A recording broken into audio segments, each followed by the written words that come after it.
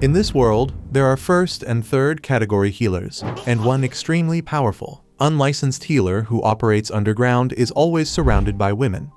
He's always ready to heal and do whatever needs to be done, as long as he's paid the price he deems fair. A young elf girl wakes up and says, "Good morning" to Xenos.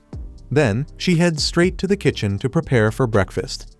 A few minutes later, Xenos finally gets up, returns the good morning to the elf, and sits down to drink his black tea. According to Lily, in this world, a healer is third class if they only heal wounds, second class if they heal and comfort, and first class if they make the world a better place. By the way, the story of the Kingdom of Herzith is very much about healers, as they have greatly helped develop this nation, earning them a very important position in this society. The hospital is where healers gather to learn sophisticated healing magic and obtain their license before starting their journey as healers. However, in a corner of the kingdom, there is someone who has not received formal education and does not have a license to practice healing.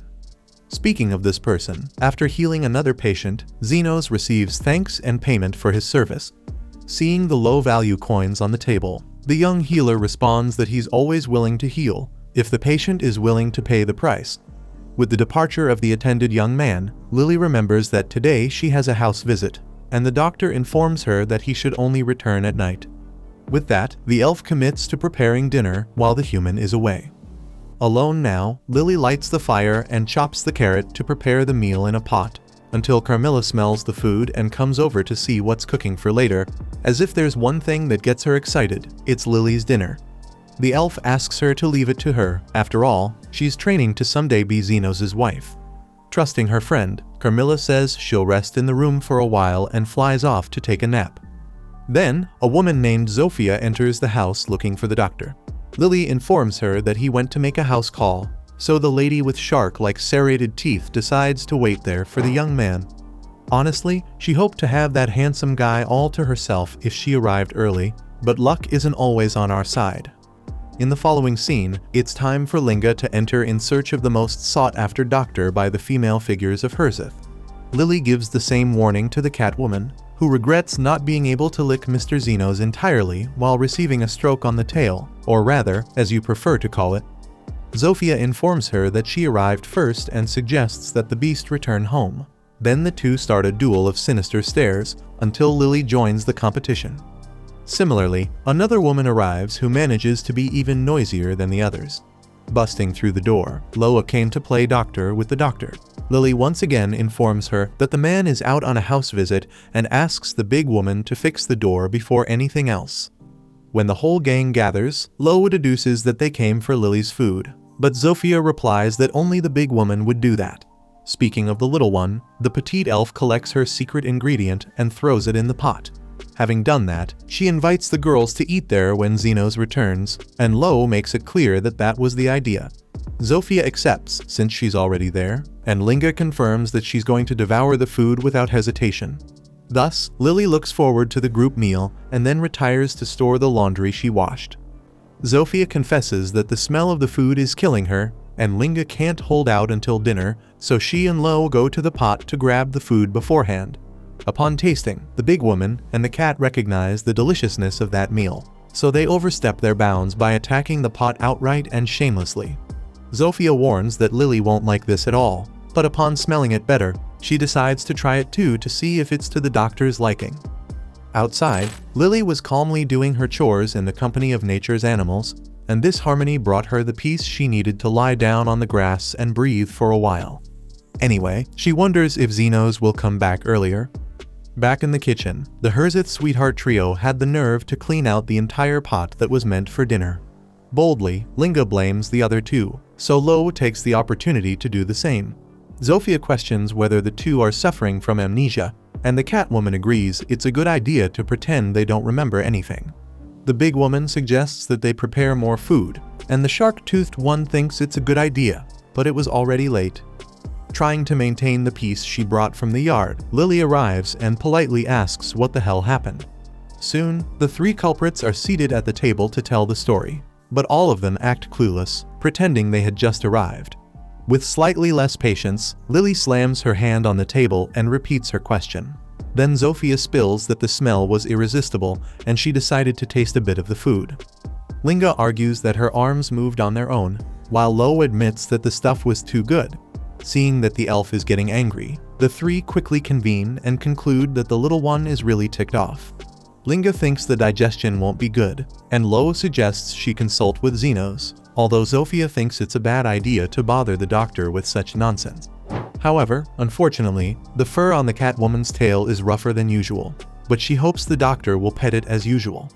Zofia thinks it's more likely the guy would inject mayonnaise into his veins, and Linga responds that feeling jealous isn't godly. Meanwhile, Lo believes the shark tooth should be jealous of the buff body she has, even though Linga believes Xenos would prefer 1,000 times a furry tail like hers. Zofia comments that the two are losing focus of the conversation, so Linga bluntly calls the poor woman a big lizard. The lizard calls the beast a little dog, and Lo is sad to be left out of the string of gratuitous insults. Returning to the conversation, Lily makes it clear that Zeninho will be upset if the three of them fight, and that all she wanted was to have a meal with her friends. Facing such a heartfelt outpouring, Zofia lowers her head and apologizes. Linga does the same and commits to helping with another dinner, as does Lo. Either way, the elf regrets that there are no more ingredients to make another meal. Hearing this, another figure steps in to question what was just said, as it certainly does not sound good. Linga is startled and kneels before Carmilla, the ghostly creature who was eager to eat Lily's cooking and has just found out it won't be happening. Because of this, perhaps it would be good to make another stew, but this time with a soul broth to make it tastier. Having said that, the other two culprits also kneel before Carmilla, but Lily has a less hostile idea. Perhaps it would be good to bring more ingredients. Obviously, the three foodies prefer this idea and rush to get what was requested. Next, Carmilla asks if Lily shouldn't have been angrier with them, but the blonde confesses she is serene. In turn, if they had drunk Carmilla's beverages, she would have cursed all the girls.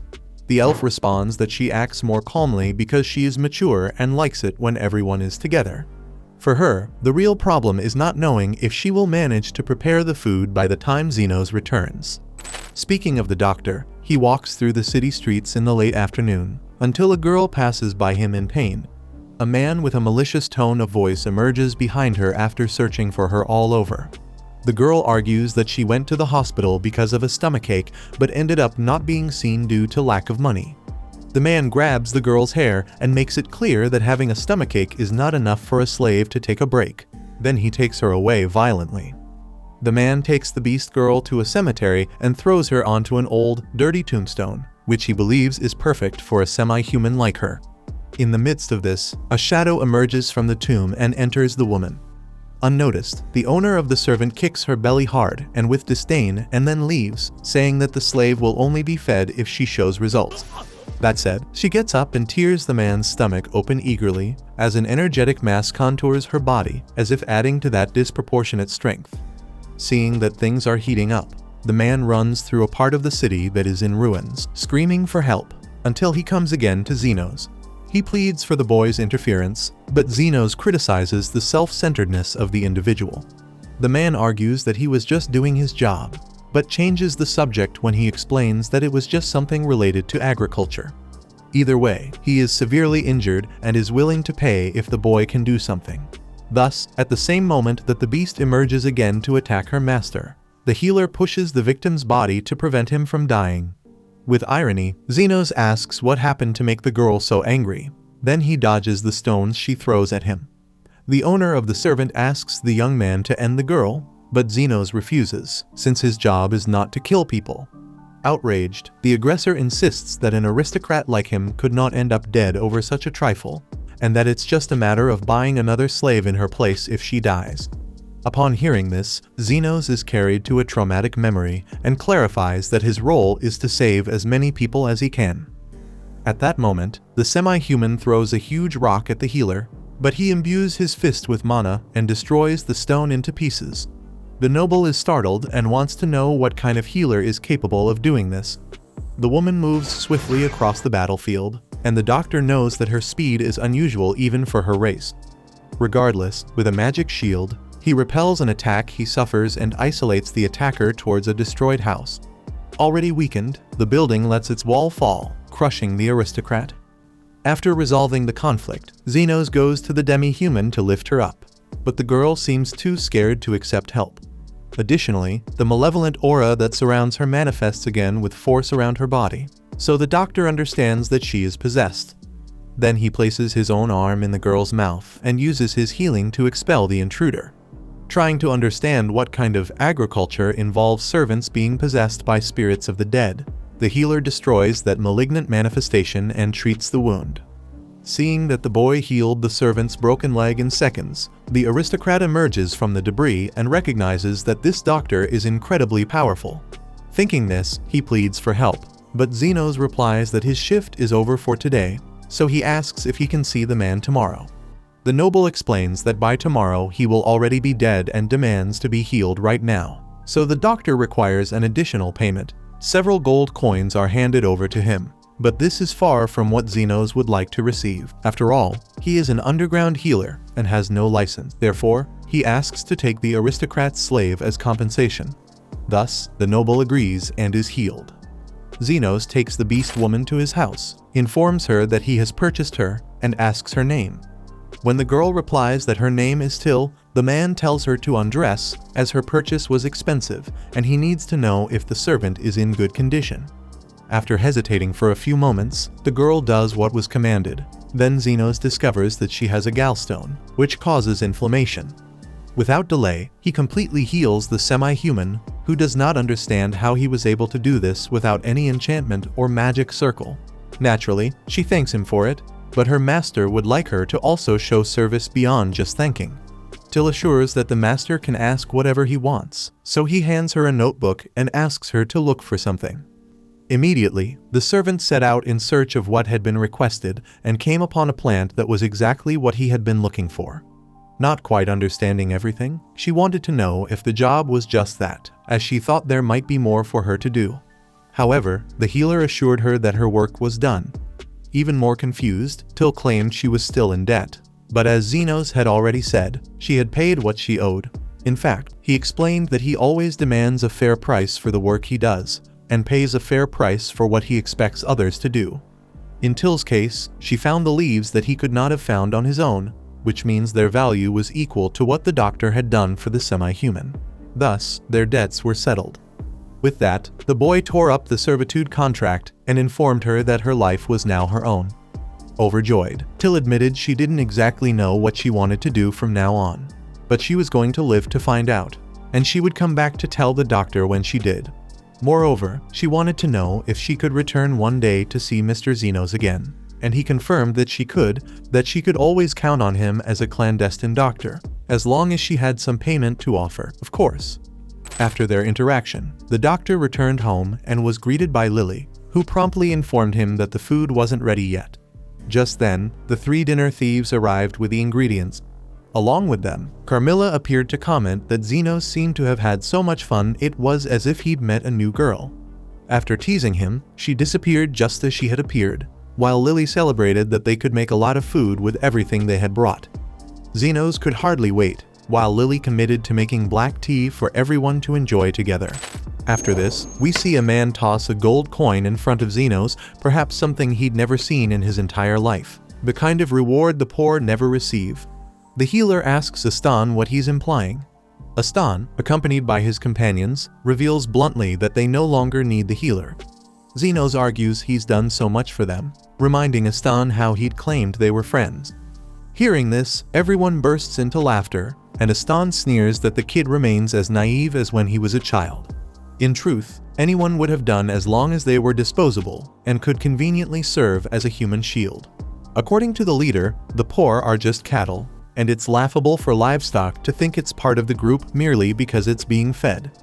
Xenos insists he was crucial in helping the team become prominent, but the warrior dismisses him sharply, unwilling to let the healer claim any credit using the shady magic he learned on his own. At this crucial moment, their team must impress royalty and aristocracy, and having a filthy pauper among them would only ruin their chances. Therefore, the gold coin is merely a parting gift, enough money for Xenos to go wherever he pleases, as long as he keeps quiet about ever having been a member of the Golden Phoenix. Accepting the money, Zenos walks away under the mocking laughter of his former teammates. Meanwhile, on that memorable night in Herzith, a young elf girl is assaulted in the street by two thugs drawn to the rarity of her race. The girl manages to break free from the man holding her and sprints away, but the assailant fires an arrow into her calf, causing her to collapse. Still fighting, she bites his hand as he tries to grab her again, prompting the thug to viciously retaliate with a knife. Amid this cowardly scene, Zenos wanders aimlessly through the streets, wondering what he'll do with his life, until he hears someone screaming.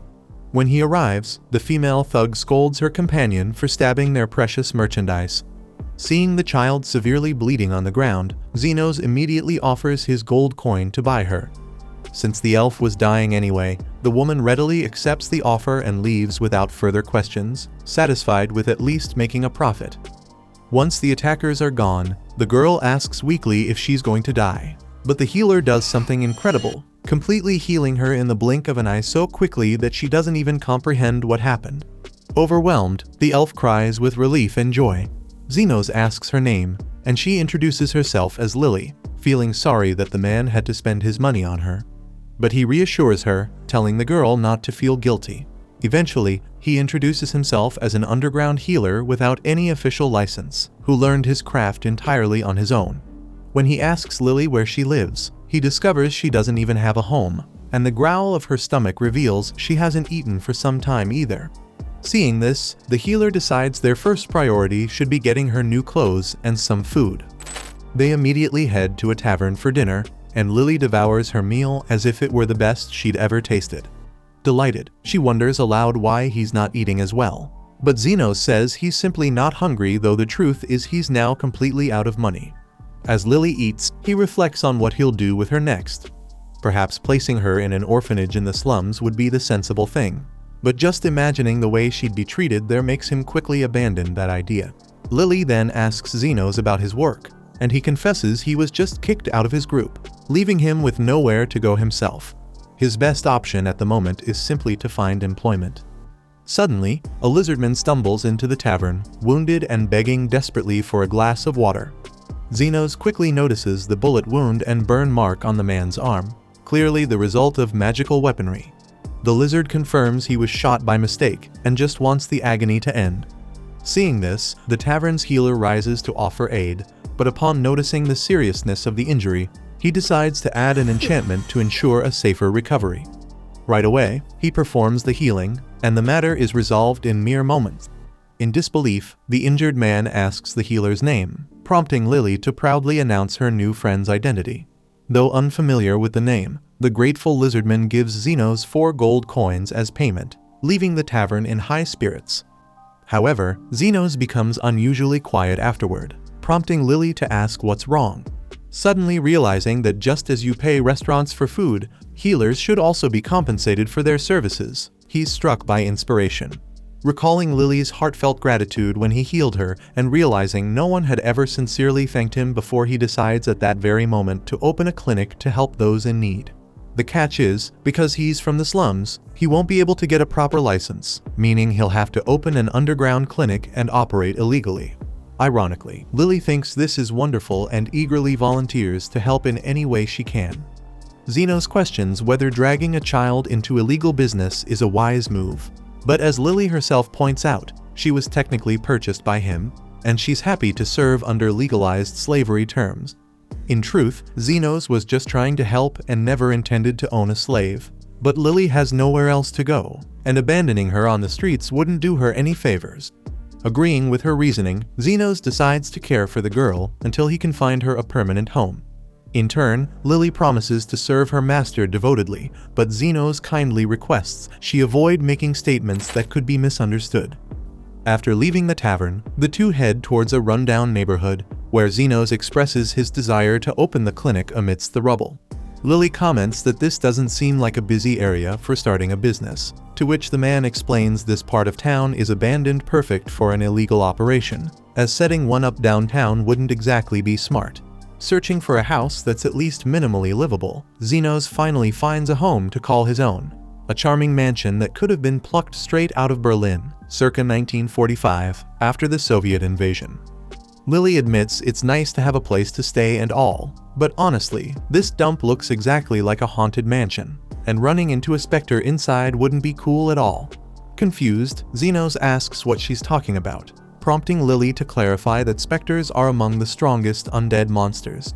They resemble people, but one touch is all it takes to drain the life out of you until you become nothing but a pit of despair and suffering.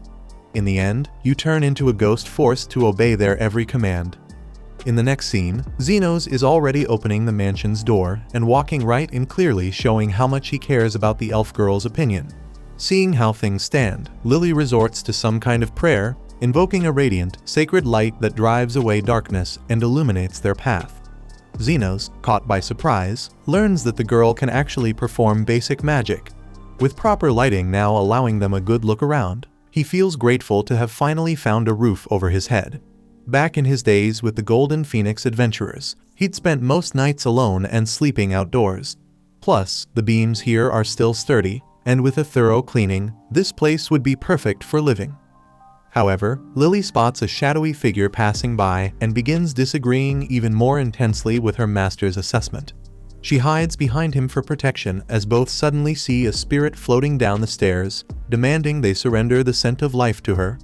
Lily cries out that this is definitely a specter, but Xenos remains calm as if nothing special is going on. According to him, he'd already guessed someone would be living here, as the house was way too good to be simply vacant. Either way, the specter lunges at the young man, who responds swiftly with healing magic, repelling the attack and disintegrating the ghost's arms. Once that's settled, Xenos casually explains that he's already defeated around 100 just like her back with his former team. For instance, one day Aston got moody and tossed the healer into the depths of an underground labyrinth full of these creatures. That's how Xenos knows healing magic is their weakness. Therefore, he kindly asks the resident ghost if she wouldn't mind lending him a portion of her home. Unable to accept this humiliation, the specter tries attacking again, only to quickly discover she can't handle this intruder alone. It's an unpleasant shock since no mortal had ever given Carmilla, the queen of specters, any trouble before. Determined, she summons her servants to dispose of the intruders. Lily panics even harder, crying out desperately for help, while Xenos scratches his head, regretting that a peaceful solution is out of the question. He immediately casts High Heal, obliterating all minor specters like dust in the wind. Shocked, Carmilla asks who exactly this human is. Xenos simply replies that he's nobody special, just an underground healer. Returning to the matter at hand, he apologizes for intruding, but emphasizes it'd really help him to have a place to sleep and some space to treat his patients. With no other choice, the ghost reluctantly grants the first floor to the human, keeping the second floor to herself. Lily can't decide whether she's happy or horrified by this arrangement. Sometime later, they've cleaned up the place, transforming it into something resembling a real clinic. Speaking of which, Lily suggests they take advantage of the nurse outfit they've prepared, using it to advertise the clinic around town. However, Xenos doesn't want the royal hospital becoming suspicious, preferring to let clients find them naturally instead. As luck would have it, someone actually appears the moment Xenos finishes saying that, and it turns out to be the lizardman he'd healed a few days prior at the tavern. To everyone's surprise, Xenos had already anticipated this visit. After all, someone suffering from a magical burn wound isn't likely to be just anyone. They typically have good reasons for avoiding regular hospitals. Impressed by the human's perceptiveness, the lizard introduces himself as Zond and asks if the healer could examine his older sister. The woman steps forward, revealing a gruesome injury caused by a magical gunshot wound. Examining the wound, Xenos believes it must have been inflicted by a poisonous magical weapon. The bullet is still lodged inside, and the surrounding flesh is decaying. She asks if he figured all that out from just one look, and the healer explains he'd nearly been turned into a guinea pig for experiments himself once. Come to think of it, he's planning on teaching those guys a lesson someday. Anyway, after further inspection, Xenos concludes her arm is beyond saving, suggesting amputation before the poison spreads any further. With a resigned sigh, like she'd just lost $5 at a bakery, the woman asks how much this little joke will cost her. Calmly, the doctor states 1 million yen.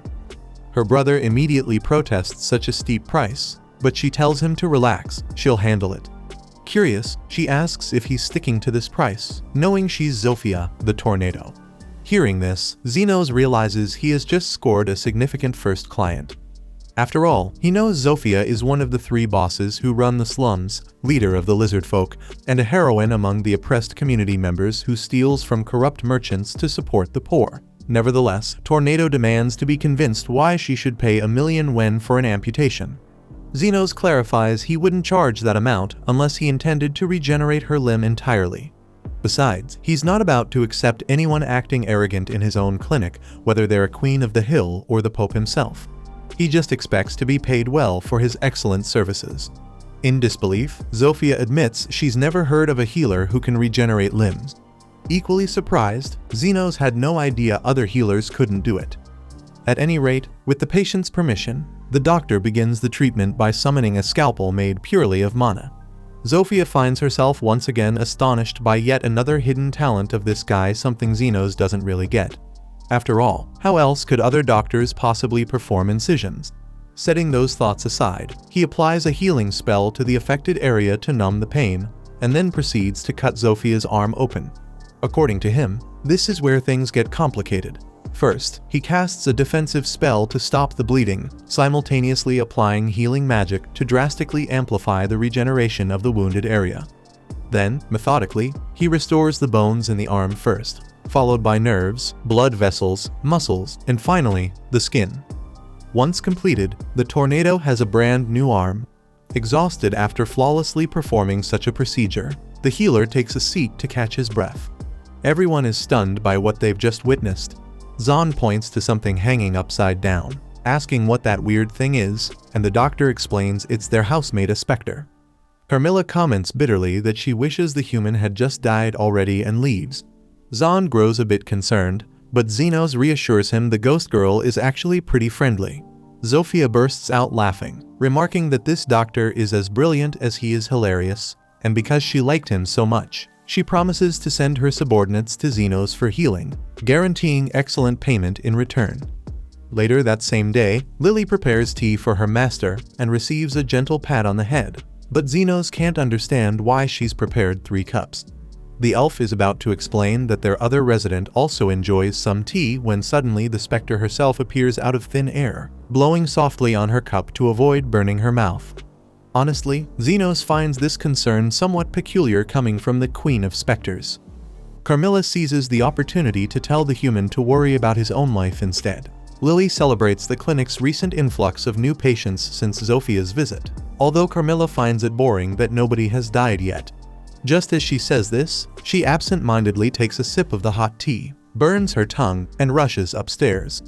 The elf wonders aloud why lizard men are constantly injured, and Xenos speculates it's due to the ongoing war between factions in the slums, 3 of which are composed of demi-humans, primarily lizard men and orcs who are perpetually in conflict. The young man was about to reveal the 3rd race involved when suddenly a loud crash outside the clinic interrupts him, prompting him to guess that the final group has just discovered their location. Moments later, the clinic door bursts open, and in storms a dozen aggressive, intimidating humanoid wolves, led by a woman who introduces herself as Linga, leader of the werewolves from the slums. She demands to know if she's speaking to Xenos, the clandestine healer. Xenos recalls that Linga, known as the Tyrant, controls all illegal gambling operations in the underworld, and he finds it oddly fascinating to see what kind of clients he's attracting. Regardless, the doctor politely informs her that clinic hours have ended for the day, unless it's an emergency. Linger responds bluntly that the emergency is Xenos himself. Her gang is locked in a fierce battle against the lizard faction, yet their rivals keep coming back as if their numbers never dwindle. Eventually discovering the involvement of this clandestine healer, she has decided he needs to be eliminated. As she declares this, Linger raises an axe and smashes it into the clinic's floor, cracking the tiles dramatically. Next, she aims a precise, deadly strike at Xenos' neck, but her attack abruptly halts against a magical shield protecting him. Realizing the situation is escalating, Xenos quietly advises Lily to wait in the back. Linga orders her subordinates to attack the healer, but no matter what they attempt, nothing harms him. It's as if he's made of titanium. Frustrated, the werewolf leader orders her pack to destroy the clinic instead. Xenos tries to warn them against this, but no one listens. Suddenly, the Queen of Specters herself descends from upstairs, fully prepared to obliterate the intruders. Surprisingly though, it's Zenos who asks Carmilla to reconsider her actions.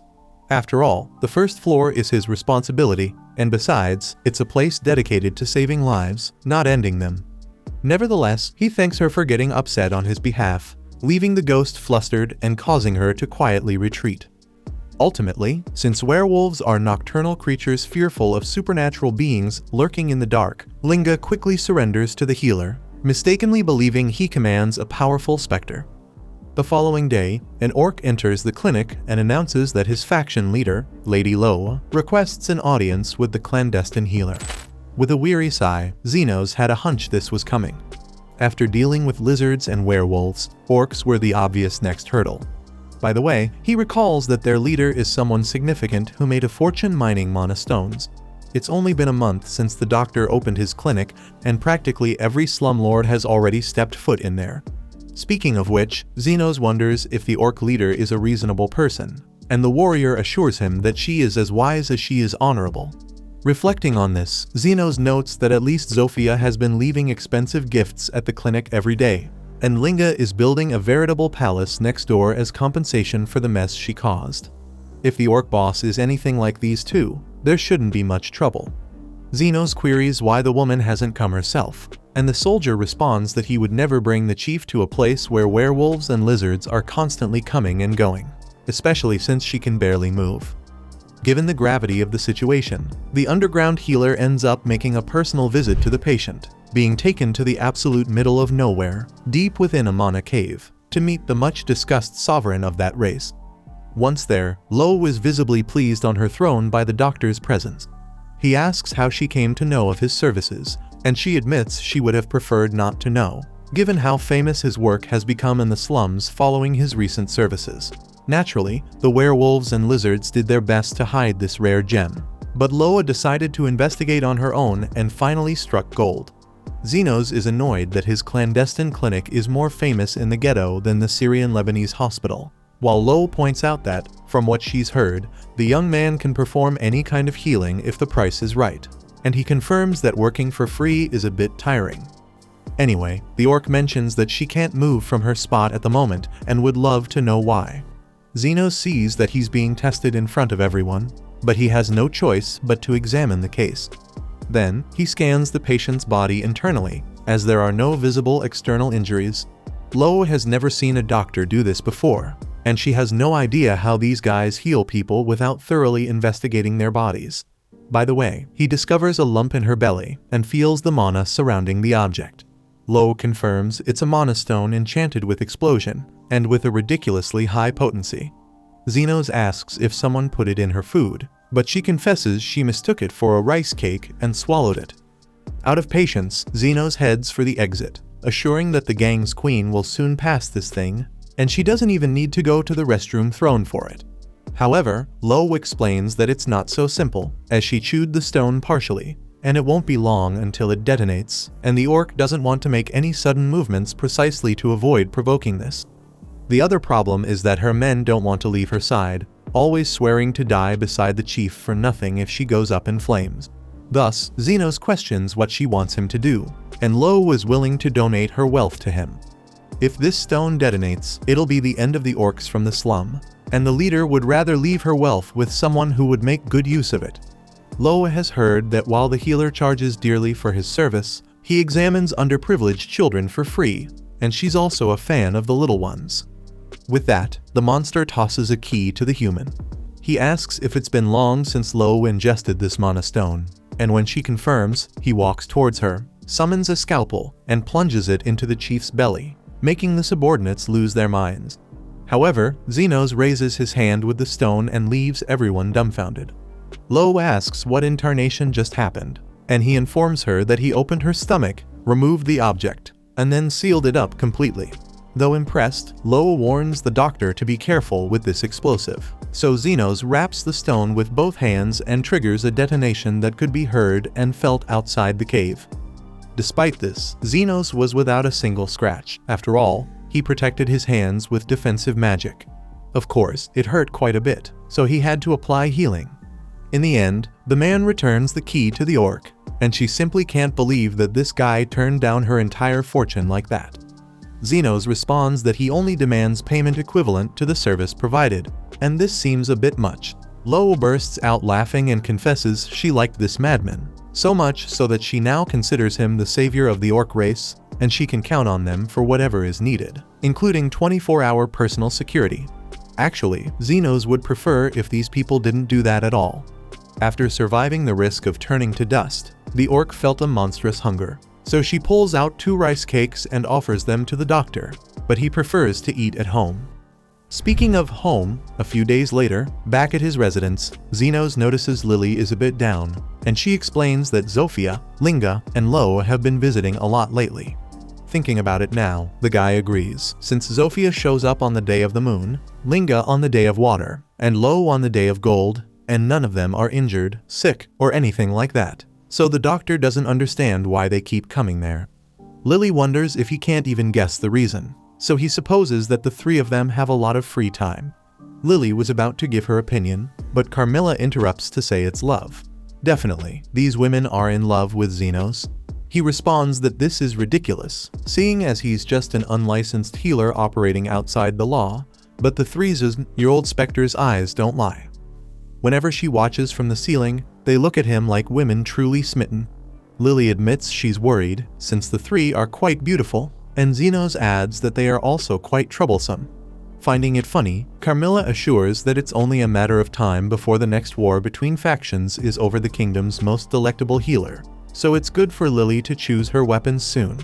For her part, the elf remembers she's too much of a tomboy for that, and doesn't come close to the allure of the others. But the Spectre assures that all 4 smitten maidens are equally beautiful.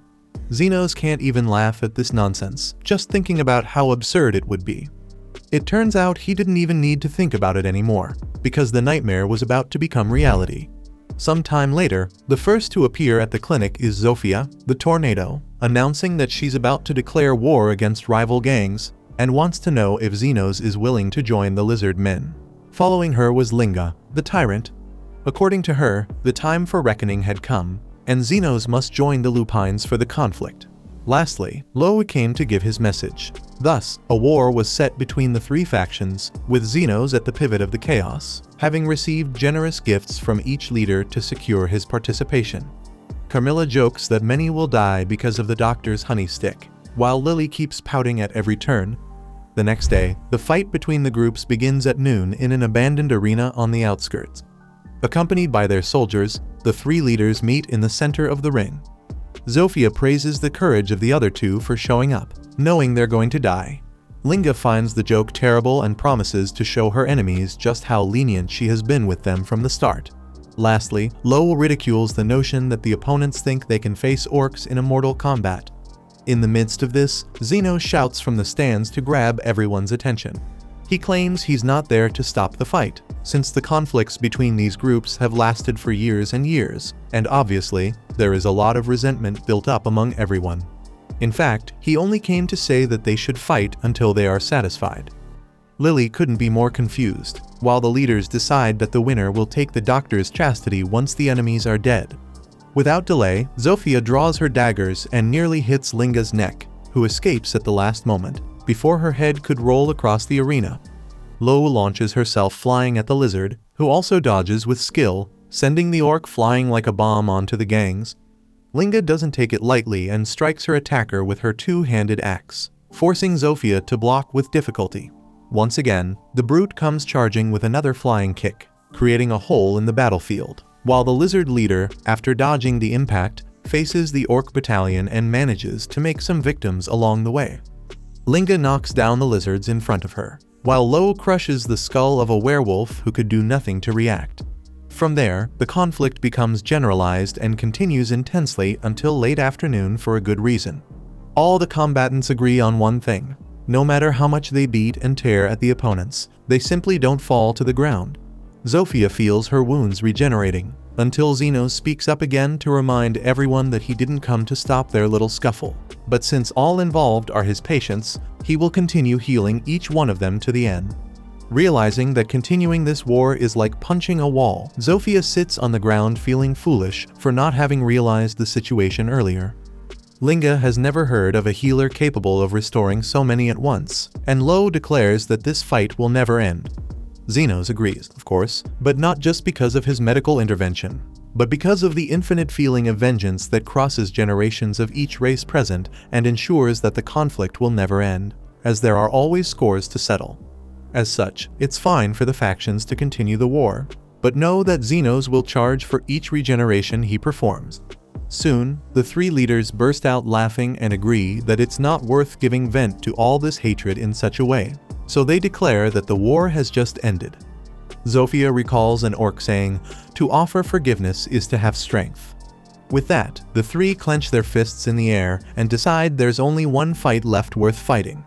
Zenos asks what they are talking about, and Lily comments that this guy really is the biggest Chad in the kingdom. Putting that aside, she questions why he intervened in this way, and Zenos shares that he once had a mentor who said, "A healer is third-rate if he only heals wounds, second-rate if he heals and comforts, and first-rate if he makes the world a better place." Interested, the elf wants to know what this mentor was like, and Zenos confesses that she was weird but an impressive person. Because of the mentor, even though he considers himself a third-rate healer, Zenos wants to make the slum a better place. Or at least that's the speech he's going to adopt, because if no one else from the slum gets hurt, the doctor will lose his job. After noting that the guy is a real smart aleck, Lily also points out that she likes the guy. He responds the same, but she gets pissed because he didn't understand the tone of her phrase, even though she doesn't want to explain what exactly she meant. Be that as it may, Zenos, who is no fool, announces that it's time to charge for the consultation and head home. The next day, the commander of the division of the Kingdom of Herzith calls the Vice Commander Krishna after hearing worrying rumors about a territorial conflict among the semi-humans in the slums. Although it's a many-year-old dispute that everyone knows well, the kingdom can no longer allow it to run freely, as Herzith has thrived under its strict hierarchy system, with royalty at the top. The citizens take out their frustration on the poor, who in turn take it out on each other, and this is what maintains the balance of this society, according to the commander. What scares him is the possibility of the poor uniting, as that would be a threat to the aristocracy, the ruling class. The king is like the sun to the people, and it is the duty of the Order of Knights to defend the capital where their ruler resides. Krishna doesn't understand where the commander is getting the idea that there is a peacemaker among the factions, because they have always deeply hated each other and will never unite. There is not a single being capable of getting between the tornado, the tyrant, and the mighty. About this, the commander agrees, but this goes against the rumor he heard. Apparently, there really is a peacemaker among the gangs, who was able to mediate the three and pacify the conflict, risking even a supposed union among them. Whether it's just a poorly told story or not, the army can't ignore this, so it's Krishna's mission, the Iron Rose, to arrest the rebel who threatens to unite the poor against the ruling class. In the meantime, Zenos sneezes for the 10th time in 30 seconds, starting to worry Lily. The gang leaders, for their part, take advantage of the poor man's illness to satisfy their deepest desires, offering the warmth the doctor deserves with their own bodies. Trying to maintain professionalism, Zenos finishes treating Zofia, and Lily notes that it had been a while since the lizard woman needed treatment. Zofia jokes about nearly signing up for the house's health plan due to her frequent visits, and the healer reminds her that this isn't a club because the woman comes even when there's no problem to solve. In fact, Tornado mentions that she had a fight yesterday with soldiers from the Order, as they are keeping an eye on the gang. Zenos recalls that the first time he treated the caterpillar, she and her brother were also injured by soldiers, and she confirms they were caught when they tried to sneak into an aristocrat's mansion to borrow some items. Speaking of which, Zond remembers there was a crazy woman shooting with that magical flame weapon, the deputy commander known as Iron Rose, who always opens a portal to hell during her appearances and maintains an expression of indifference on her face while the flames scorch the earth. Carmilla smiles, imagining the mess that would ensue if all the fiery women of this kingdom suddenly clashed all at once. Zenos thinks he's free of this worry. After all, the royal knights wouldn't go after a clandestine healer working in a pigsty. But the persistent specter of Carmilla assures him that's not quite the case. Ignoring the warnings, the doctor invites Lily to lunch. Then the three gangsters butt in uninvited. Zofia wants salad, while Linga wants fish, and Loa wants meat. In turn, Zenos makes it clear that nobody asked them. But the truth is he no longer had any control over his own clinic, which was decidedly dominated by the kingdom's most dangerous criminals. During the meal, before going upstairs for a nap, Carmilla reminds Zenos that he is the only one in the kingdom capable of keeping those three in line, and the young man feels like a beast tamer with this information. In the slums, races that were once sworn enemies began to live together in harmony, and Krishna can hardly believe it when she arrives on the hill and sees the friendly atmosphere. She approaches a random lizard and notes that his race seems to be getting along well with the werewolves and orcs, and the man replies that they aren't so bad once you get to know them slowly.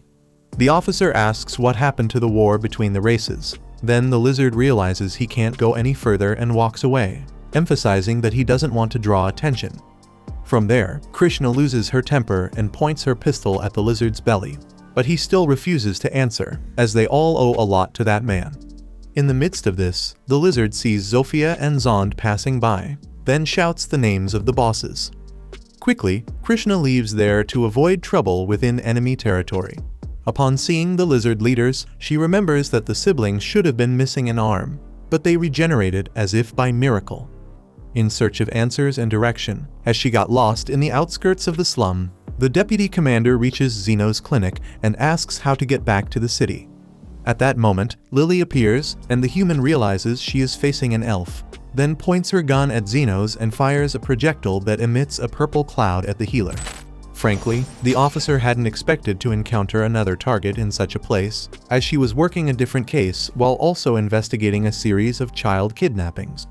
Noticing that the elf and the human weren't related, Krishna immediately became suspicious and decided to act.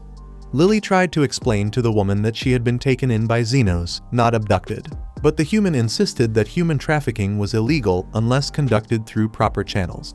Then, Lily made it clear that the boy had saved her, which made the deputy commander realize she had made a mistake. But regardless, the ammunition she had fired wasn't lethal, though the healer would still be out for a while. After all, she's a perfectionist at her job, but her only flaw is her short fuse. Out of nowhere, Xenos himself, now awake, corrected her, saying that her only flaw was actually her terrible sense of direction. Surprised by the situation, the officer apologized for acting rashly, but wanted to understand how the boy was unharmed. Xenos explained that he had simply used defensive magic, which Krishna didn't understand, as it shouldn't have been enough to stop her magical weapons. With that, she approached the man and verified that he indeed had no injuries, commenting that these days, many unusual things happen. For his part, Xenos replied that getting shot by someone he'd never met fell into that category for him. Krishna then asked if the young man was some sort of renowned sorcerer who had dedicated his life to defensive arts from an early age and had mastered this field of study to be known as the one who worked hard for defensive magic. First of all, Xenos said she was wrong. Second, he stated that she was terrible with names. The thing is, you might fool others, but Krishna assured that no one could fool the deputy commander of the Royal Knights Order. Hearing the woman's important title, Xenos and Lily were astounded, while Krishna demanded that the young man cooperate with the investigation. Given the gravity of the situation, Xenos hung a flag from the ceiling to signal that no one should approach the clinic, then sat down with Krishna to see what she really wanted. The officer revealed that she was in the slums on a secret mission to locate and arrest an individual. Xenos found it curious that the woman was disclosing all this, given that the mission was supposed to be secret, but she replied that it was every citizen's duty to cooperate with the Order of Knights. Since that was the case, he asked whom she was looking for, and she whispered, "The mediator, the one who had settled the disputes among the factions in the slums." Xenos spat out his tea the moment he heard this, while Carmilla appeared with that look that spelled trouble. As a defender of order, Krishna could not ignore someone who held such power, but she assured that she hadn't taken anything from the semi-humans, even after threatening them. Since this person seemed to have a good handle on controlling these races, the woman had no doubts that he was a servant of the devil. Xenos argued that perhaps the guy just didn't want to stand out, and that leaving him be might be the best option. Krishna then asked if he knew the mediator, but Xenos replied that it was just his intuition talking. The problem, according to the officer, was that allowing someone like that to act of their own volition could pose a threat to the entire nation in the future. Lily didn't believe the mediator was thinking on such a scale, as even though he was strict about money, She bet he didn't like to see people getting hurt. From what the elf had said, Krishna asked if she knew the wanted person, but the little one desperately replied that she didn't. Either way, Krishna had already figured it would be difficult to track the suspect's trail, indicating that their conversation had come to an end. Zenos then committed to showing the way to town, and even though the woman noted that this guy seemed very eager for her to leave, she decided to get up to depart. On her way out, she questioned why there was a bed in the middle of the room, and Zenos lied that he had been thinking of throwing it out, so he had left it there. With that, the deputy commander asked if she could use the bed to sleep, as she needed to find a base of operations for her mission, and believed this place was perfect, making it clear she would pay for her stay. Following this, Carmilla emerged from behind and quietly commented that the owner of the clinic was ready to take in yet another dangerous woman into his life. Later, Krishna was welcomed more calmly, so Lily served her a hot drink.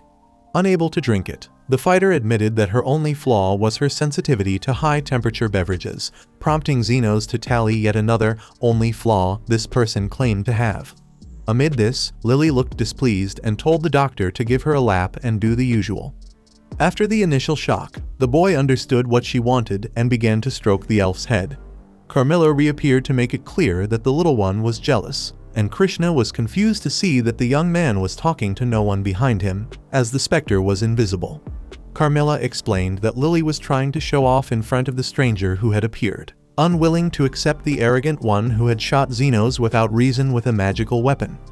Either way, the ghost could hardly wait for the next chapters of this drama, as this plot was sure to catch fire. Speaking of Lily, she noticed that her friend's tea was still hot and warned she would blow on it for him. She then offered to comb his hair and put an apple in the boy's mouth. Seeing that Krishna wasn't bothered by this, the elf decided to use the secret weapon Carmilla had taught her, then grabbed Zenos' face and began to say she wouldn't let him sleep tonight. However, before she could finish what she wanted to say, the poor girl passed out on the spot and was laid down to rest on the bed.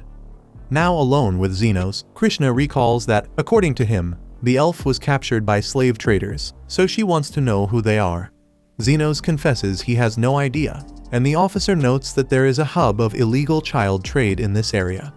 The man asks if that's why he was shot, and the woman apologizes once more, emphasizing that her only flaw is her short temper. Despite this, she still needs to be perfect for the royal guard, like a heroine of the people, so one fault is passable. Believing Zenos to be a defense mage, she wonders if he could fully regenerate an arm if he mastered healing spells as he does defense ones. Zenos was about to answer, but the officer cuts him off, stating that only a saint or a high-level secret healer could accomplish that. Krishna says this because she caused that kind of damage to Zofia, the tornado, in a fight, but when she saw her in the slum with her henchmen, her arm was intact. Therefore, she believes that someone capable of such regeneration would definitely have enough respect to be listened to in the community. Anyway, the officer promises to start her real investigation tomorrow and vows to arrest this agitator. Zenos asks why the woman feels so threatened by the slums, then Krishna reveals that her mother was killed by someone living there. Her mother was a deeply kind person who visited the slums daily to feed the hungry. When she was killed, they said it happened when her wedding ring was stolen. Although she saved many from hunger, in her final moment, there was no one to save her. For this reason, Krishna decided to become an invincible heroine who would bring justice to criminals and prevent this from happening to anyone else. With this in mind, she became the youngest deputy commander in the history of the Royal Knights, and her track record at the institution earned her the nickname Iron Rose. Many use this nickname to accuse the woman of being too harsh, but the truth is different. Her face, according to her, is like an iron mask, as she has found it difficult to smile since her mother died. The next day, Zenos attends to Zofia, after Krishna had said she would only return in the evening. Carmilla comments that the officer's story is not so uncommon, for when you live 300 years, you are sure to see many cases where a person's life was turned upside down for various reasons. That said, she asks about the flag, and the clinic owner believes he will take it down from the ceiling for now. Then, while he was healing the tornado, she was going to mention that one of her subordinates saw an officer of the Royal Knights, but as soon as she says this, Krishna herself suddenly appears in the clinic. Immediately, the two draw their weapons and take up combat positions. Carmilla notes that Zenos looks like a husband caught cheating, while Lily shouts that Zofia just got lost and ended up there. Zofia takes the opportunity to confirm the elf's version. Then Krishna asks what happened to the caterpillar's arm, believing it was the mediator who healed it, this element that gathers criminals to threaten the residents of the community. In a mocking manner, Zofia teaches the knight that she can also find criminals in all social classes. Moreover, since she investigates child trafficking, she should know that the scheme's boss is an aristocrat. Krishna replies that the network of this illegal trade is concentrated in the slum. Then the caterpillar tells her that it is to prevent the trails from reaching Calendar, the real culprit. The deputy commander does not believe it, as Calendar is a philanthropist passionate about educating orphans, but the tornado did not expect that this human would care about what she said. Anyway, it's clear that Krishna's mistake is being deceived by appearances, and she reveals that the mediator is the opposite of that, having never judged the people of the slums for who they are, and just saves those who really need it. As much as she hates to admit it, Zofia is sure he would save the deputy commander too, because unlike her, he does not have this ridiculous sense of justice that thinks all evil comes from the slum. That said, Zeno steps in front of Krishna's gun and confesses that Zofia is his patient, as he is the mediator. The woman doubts it, as the mediator is a master of healing magic, while the boy's specialty is defensive magic, and it's impossible to master two different schools at such a high level. Zenos explains that he is not a master in either, but that the two are quite similar in essence. Krishna still does not believe it, but as Zenos has shown support for the semi-humans and the mediator, she decides to base herself elsewhere, as she cannot tarnish her reputation as a perfect heroine alongside people like these. Then, she goes to Lord Calendar and highlights that there has been a lot of activity from thieving lizards in this area lately, and her intention is to increase local security. So it would be good if Calendar and his noble colleagues were more cautious. As part of this, the officer wishes to conduct a security assessment at the Lord's mansion. Calendar sees no problem, but confesses that he would like to be notified beforehand, but Krishna assures him that a surprise inspection would be more effective in checking the usual level of security. Thus, the deputy commander gains permission to start her analysis, and reflects that Calendar was pointed out by the tornado as being the leader of the illegal child trade, but she feels she is wasting her time there. Soon after conducting this inspection, she reveals that the man's security is quite strict, but if she had to point out a flaw in it, it would be the distribution. Calendar asks what that means, then the woman evades the question and asks to use the bathroom before leaving. On her way there, she ponders that Calendar is somewhere in the upper middle echelon of the aristocracy, so it's strange the size of his guard. Additionally, there is the distribution of soldiers around the mansion, as there are far more guards at the back than at the front entrance. Thinking about this, Krishna takes a look at the back of the residence and finds a redoubt with a staircase leading underground, then descends into that dark place until she finds children locked in a chain. She assures them that she is the heroine who will save these children, until she is hit by a shot in her back. In a dramatic turn, Calendar appears with a magical pistol and remarks that the Royal Knight's weapons are quite powerful, perfect for intimidating children. With that, he fires at Krishna again, teaching the officer that her job is to stay quiet and keep the poor in line. At this moment, Iron Rose asks the children for forgiveness, as it seems she won't be able to get them out of there. In her final moments, she thinks of her mother and how she failed to be the heroine she had promised. However, Zofia arrives alongside Zenos, and the doctor jests that this house call is going to cost quite a bit. The Lord questions who these people are, but Zenos assures him that he's just an ordinary healer, and Zofia explains that she merely showed the way to this guy. Knowing no one would complain if he killed a lizard woman from the slums, Calendar orders Tornado to lie down. But as Zenos lets out a mocking sigh, the Lord shoots him and bursts into laughter. However, the healer's defensive magic protects him from the impact, allowing him to gradually approach and send the shooter into a panic. When one pistol runs out of ammo, the noble draws another but ends up tripping over himself and falls dead to the ground. Zenos picks up the pistol that was tossed near him and points it at the Lord, who questions how an inferior being dares to do this to a noble. Zenos replies that if you're going to shoot at people, you should be prepared to take a bullet yourself. Seeing that this guy means business, Calendar offers whatever it takes to be spared. Zenos admits he holds no grudge against this man, having just met him, but he was really annoyed that he shot at him. Calendar begs for forgiveness as if his noble status made his apology worth more than usual, which only makes the healer more impatient, making it clear that there's someone else the man really should be apologizing to. Since Calendar doesn't get it, Zenos shoots the noble for having kidnapped his future clients. The bullet creates a repulsive effect, merely tossing the target and tearing his clothes in a humiliating manner, and the limiter that the shooter activated ensures the shot isn't lethal. After all, Zenos believes it's not his duty to judge this criminal. Meanwhile, Krishna is certain this is her end and asks the boy to report everything that happened to the Order of the Royal Knights. Having said that, Zenos confesses it's rather embarrassing to see Iron Rose give up like this, and while healing the woman, he tells her not to be shocked when the bill for the consultation arrives at her house. Astonished by the man's ability, Krishna emotionally highlights that he is a hero, but he replies that he's just an underground healer with a rundown clinic.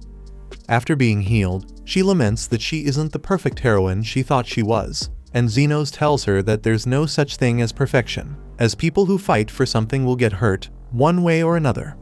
Then, when that happens, it's Zenos' job to make sure they don't die.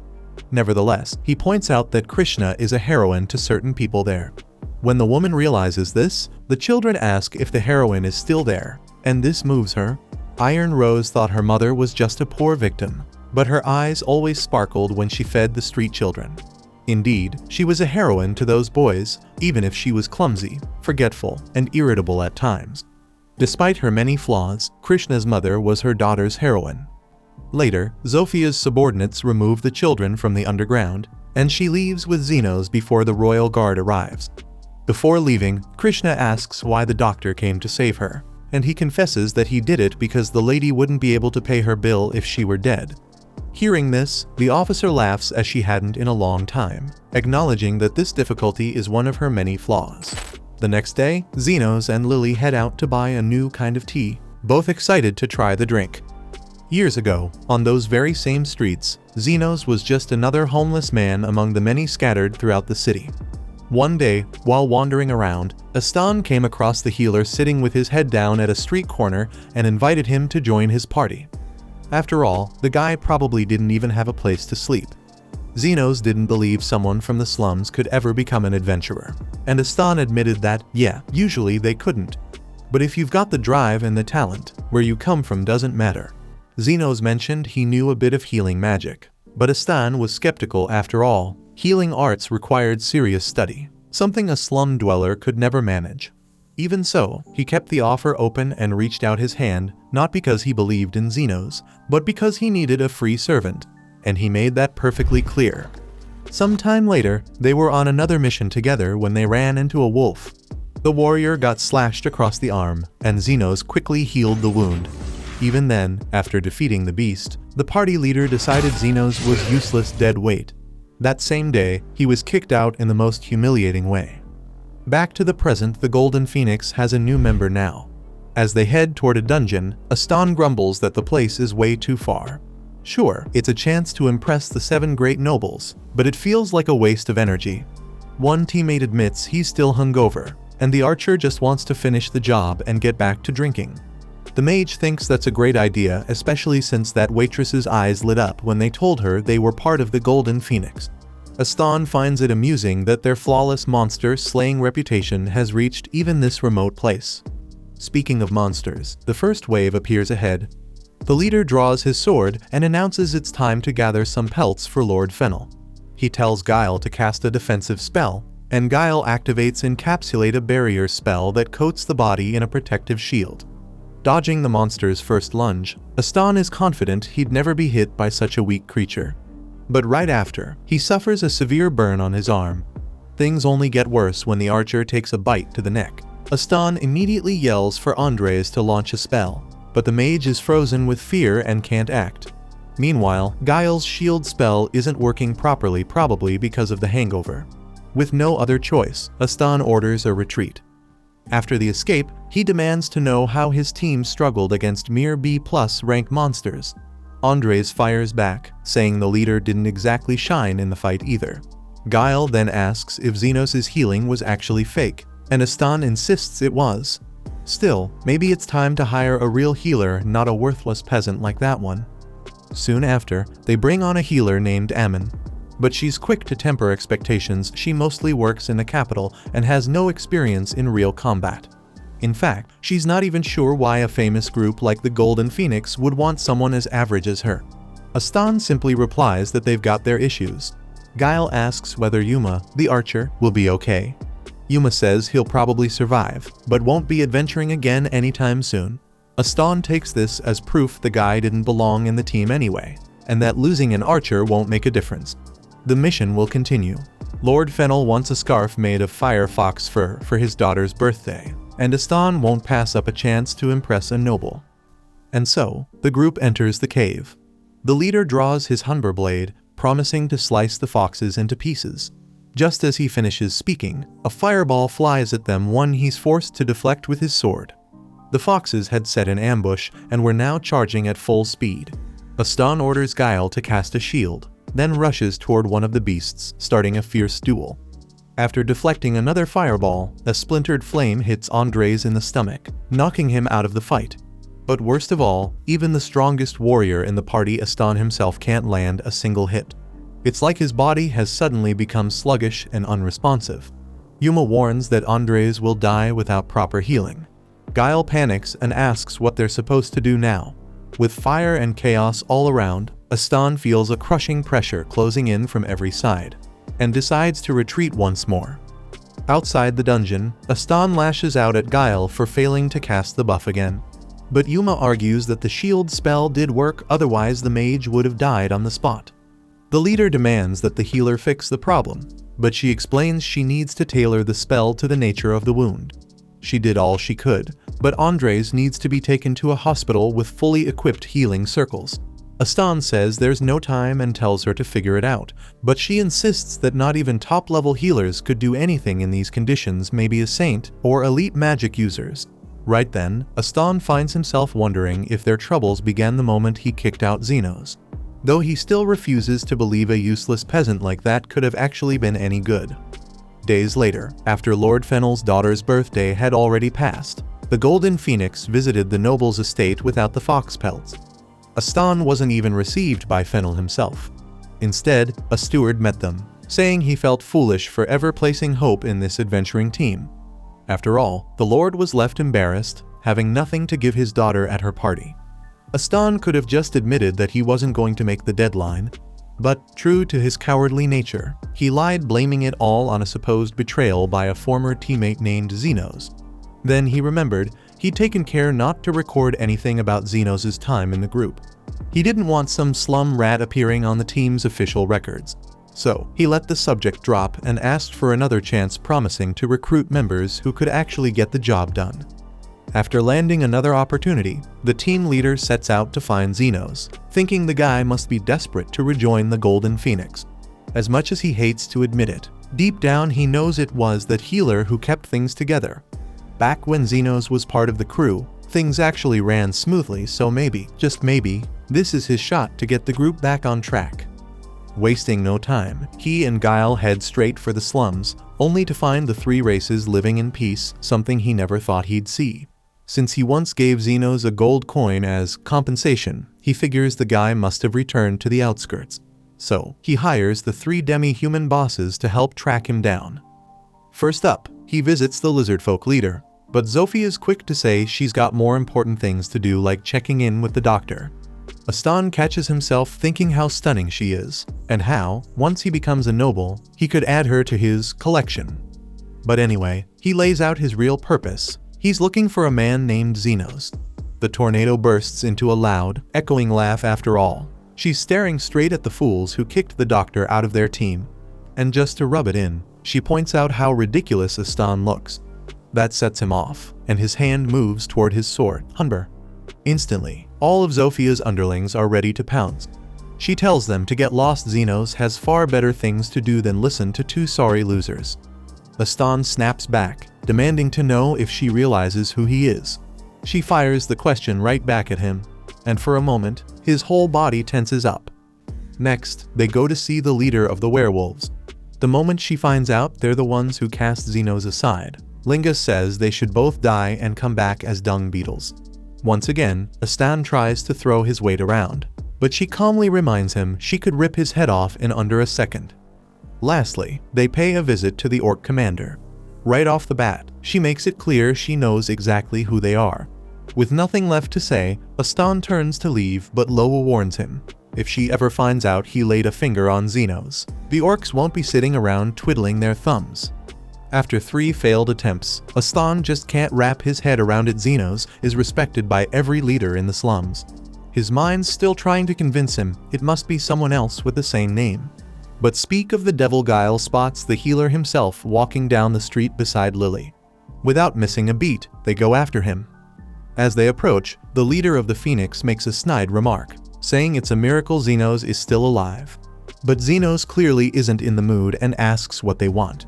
Astan plays coy, asking what he thinks they want, but Xenos isn't up for riddles and turns to walk away. Realizing the situation's slipping out of his hands, Astan tries to throw him a bone, says Xenos should feel lucky. He's being offered the chance to come back to the Golden Phoenix. Xenos immediately shuts that down. But seeing Astan push so hard, he throws out a deal. He's willing to tag along occasionally, but only if the pay is right. 50,000 Wen per heal, 1 million for serious injuries, and triple that if they need any buffs or defensive magic. No discounts. Astan snaps, yelling that the so-called healer probably doesn't even have a proper roof over his head in this dump. Right then, a lizard folk on the street thanks the doctor for treating his leg. Suddenly, a small crowd gathers around, each person showing their gratitude for everything Xenos does for the community. Once the group disperses, Astan makes one last push, claiming he came here personally to grant Xenos permission to rejoin the team. But Xenos just shakes his head. Too late, he says. I'm not interested. Feeling humiliated, Astan draws his sword and charges, but before he can reach him, a shot rings out. Krishna shoots him down. As a law enforcement officer, she can't just ignore an attempted crime. But she's not there for justice, she's there to see Xenos. Turns out, she got lost on her way to his clinic and just happened to find him by chance. Stunned, Astan realizes he's standing in front of the youngest vice commander in Royal Knight history, and even she seems close to Xenos. As he stumbles to his feet, Krishna announces that she's taking him in for attempted assault. Predictably, Astan blames Guile for making him do it, then turns tail and runs. Later that night, in the underground clinic, the demi-human leaders meet with the doctor to talk about the men they encountered. Zofia says she got a bad feeling and sent her men after them, but they lost the trail. Linga did the same, and even her werewolves couldn't pick up a scent. Lo admits the two managed to avoid the orcs' entire net. With no one sure what Astan might try next, there's real concern that he'll turn to the underground guild, a gang that lives deep in the shadows, untouched even by the demi-humans. These are people who'll do anything, for the right price. Then again, Xenos doesn't believe Astan has the kind of money to hire them. Carmilla agrees if he was chasing after Xenos thinking he'd work for peanuts. He's clearly broke. Still, Zofia heard there's someone in that guild who takes on jobs under certain conditions, even without a cash payment. They call him the Guide. Later that night, Lily finds Xenos awake and restless. Worried that he hasn't been sleeping, she offers him some tea to help him unwind. After one sip, he compliments the flavor, like he always does, and it makes her light up. When she has trouble sleeping, he gently runs his fingers through her hair. She returns the gesture with a smile, and he promises he'll sleep like a baby after that. A few minutes later, it's Lily who's fast asleep. Xenos tucks her into bed, then heads back to his armchair where Carmilla's now waiting, helping herself to the third of the 3 cups served. She asks if seeing his old team again is what's keeping him up. Xenos teases her for being such a caring ghost. She plays it cool, but the awkward way she reacts just makes it even more obvious she really does care. She said it was too much tea to drink alone, so she decided to help Xenos, and he thanked her for the company. To be honest, he had already forgotten about Astan and Guile, but when a few memories of what they'd done resurfaced, the doctor regretted not having beaten them up when he had the chance. Carmilla asked how it was even possible for Xenos to learn healing in the slums. He explained that, one day, he'd been trying to revive a corpse. Yes, he knew it was forbidden sorcery, but he had no idea at the time, since he was just a kid. His mentor even smacked him on the head for messing with that kind of thing. The specter knew it wasn't quite the same, but when she was alive, there was something called artificial life sorcery used to create golems. Xenos mentioned that was 300 years ago, back during the Human-Demon War, when the Demon Lord was still around. According to Carmilla, it was a lost form of demonic magic that used a special magic stone as the core, mixing in carbon and sulfur to create the golem. Golems felt no fear, no exhaustion, they were true war machines. By the way, Xenos was curious what had the ghost been doing 300 years ago, but she admitted she'd forgotten. After all, it had been a long, long time. Suddenly, the two of them heard and felt a massive rumble coming from the slums. Carmilla flew into the sky to get a better view of what had happened, and couldn't believe her eyes. A golem was tearing through part of the outskirts. We then rewind the clock a bit back to the shadowy underground sector of the city, where a mysterious man who calls himself the Guide offers his services for a certain type of job. Even though the payment isn't quite what he expected, he agrees nonetheless. According to him, money isn't everything. Soon after, the same man meets someone seeking revenge not just against one specific person, but against everyone connected to them. The Guide, ever curious, asks why. He reminds the client that folks from the underground guild aren't picky so long as they're paid, but information like this always comes with value. At first, the man hesitates, refusing to explain his motives. But when he sees the Guide start to walk away, he gives in, realizing the deal won't go forward without answers. What he reveals is less a plan for justice and more a desperate, selfish attempt to unload his frustrations onto someone else. The Guide laughs, entertained by how pitifully ego-driven this whole thing is. Still, he agrees to help. He's been working on a magical stone for some time now, and this is the perfect chance to put it to the test. We cut back to the present. A golem rampages through the slums, sending the population into a panic as people flee for their lives. Unable to contain her curiosity, Carmilla appears at Xenos' side, questioning how such an ancient relic could be wreaking havoc here of all places. Xenos asks about Lily. Carmilla explains the child is asleep. If she saw this monstrous thing, the nightmares would be unbearable. Just then, the three leaders of the slum factions arrive, having heard the destruction echoing through their territory. Though they made it out unharmed, many of Linga's werewolves lie injured, unable to move, and nearly half of Loa's orcs are gravely wounded. Xenos tells them what they're facing is likely a form of ancient surface-dwelling life. What he wants to know now is, where did this thing come from? Lo isn't sure, but one of her orcs swears he saw the monster emerging from within the slums. Xenos immediately suspects a connection to the underground guild. But with the threat knocking at their door, there's no time to dwell on it.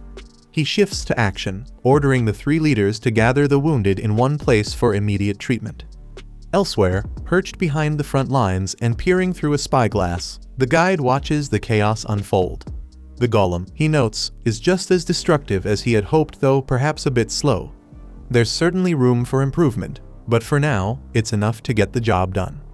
What really interests him is how Xenos will react when the people he loves begin to fall one by one. This is only the first act, after all, and the Guide couldn't be more excited to see how it plays out. Back amid the burning slums, everyone who's still on their feet rushes to help the injured. Thanks to the rare alliance between the three rival gangs, all those in critical condition are brought to a central spot where Xenos can cast High Heal and recover them all in one go. Once that's done, he orders everyone who's been healed to evacuate immediately. Carmilla raises an eyebrow, wondering why he's so grumpy. He grumbles that it's not exactly ideal being woken up in the middle of the night to save hundreds of lives without any guarantee of compensation. One thing's for sure, the good doctor has no intention of letting whoever did this get away with making him work for free. Meanwhile, the Guide continues watching. He's surprised. Xenos, this so-called healer, might be even more skilled than someone of elite rank. Still, what's the point of healing all those people if the source of their injuries is still out there, tearing through everything? The Guide shrugs. The enemies won the first act. Now, it's time to prepare for the second. For now, with no more wounded left to treat and the golem taking a brief pause, the defenders get a moment to breathe, especially Xenos, who looks like he's had enough and would much rather be in bed. Unfortunately, the monster is still wandering through the slums, which means it's far from finished, no matter how much the doctor might wish otherwise. Carmilla reminds him, there's zero chance the golem just gives up. These things follow their master's orders until the job is done. And based on how it's moving, she bets the command was something along the lines of reduce the slums to ruins. Xenos buries his face in his hands. He's exhausted and overwhelmed. Meanwhile, Carmilla ponders how someone even got their hands on a high-purity magic stone, the kind used as a golem's core. As far as anyone knows, those only exist on the southern continent, in the ruins of the Demon Lord's castle. Not to mention, all such stones were supposedly used up during the Human-Demon War, and the knowledge to craft dark magic systems was lost ages ago. Even the remaining materials are nearly impossible to find. Once again, Xenos is done speculating. He wants to end this now. He rises to go after the towering creature himself. Zofia, Linga, and Lo offer to fight by his side. It is, after all, their home that's being torn apart. To bring the golem down, Carmilla explains, they'll have to destroy the magic stone hidden somewhere inside its body. It's the monster's core, its heart.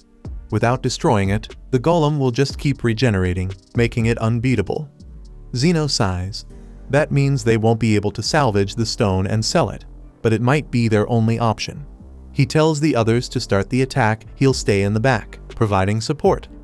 Trusting in the legendary doctor of the slums, the three leaders charge forward.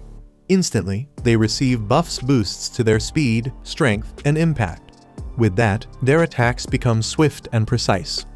But then, the golem takes a hit, recovers almost instantly, and lands a massive blow on Linga, sending her flying through half a dozen homes before crashing into the rubble. Amazingly, she's fine thanks to the healer's powerful reinforcement spells. Speaking of him, it's time for Xenos to take action. It's been a long time since he's been in a battle like this, so he needs to focus on two important things. First, the farther away he is, the less effective his spells become, so he needs to keep a certain distance to maintain their potency. Second, while healing, defense, and buffs may seem similar, each one activates differently, so he can't just cast them all at once. Xenos has to protect his allies until they're ready to attack, then boost their abilities, and only after that heal any injuries they might have suffered in the process. When the golem regenerates its hand once again after taking damage, Xenos thinks he knows what to do. He's realized that it takes the monster some time to recover any lost body parts, so he tells his teammates to target its legs. When they do, the creature begins to collapse. But just as it's falling, Zofia notices a child standing directly below about to be crushed. Xenos runs toward the girl, but there's no time to save her. And yet, somehow, the golem adjusts its fall just enough to avoid hitting her, sparing her life. Seeing this, the guide admits that this enemy is full of surprises. In fact, it's clear that the golem has now passed the second act, but what comes next is the beginning of the third and most important one.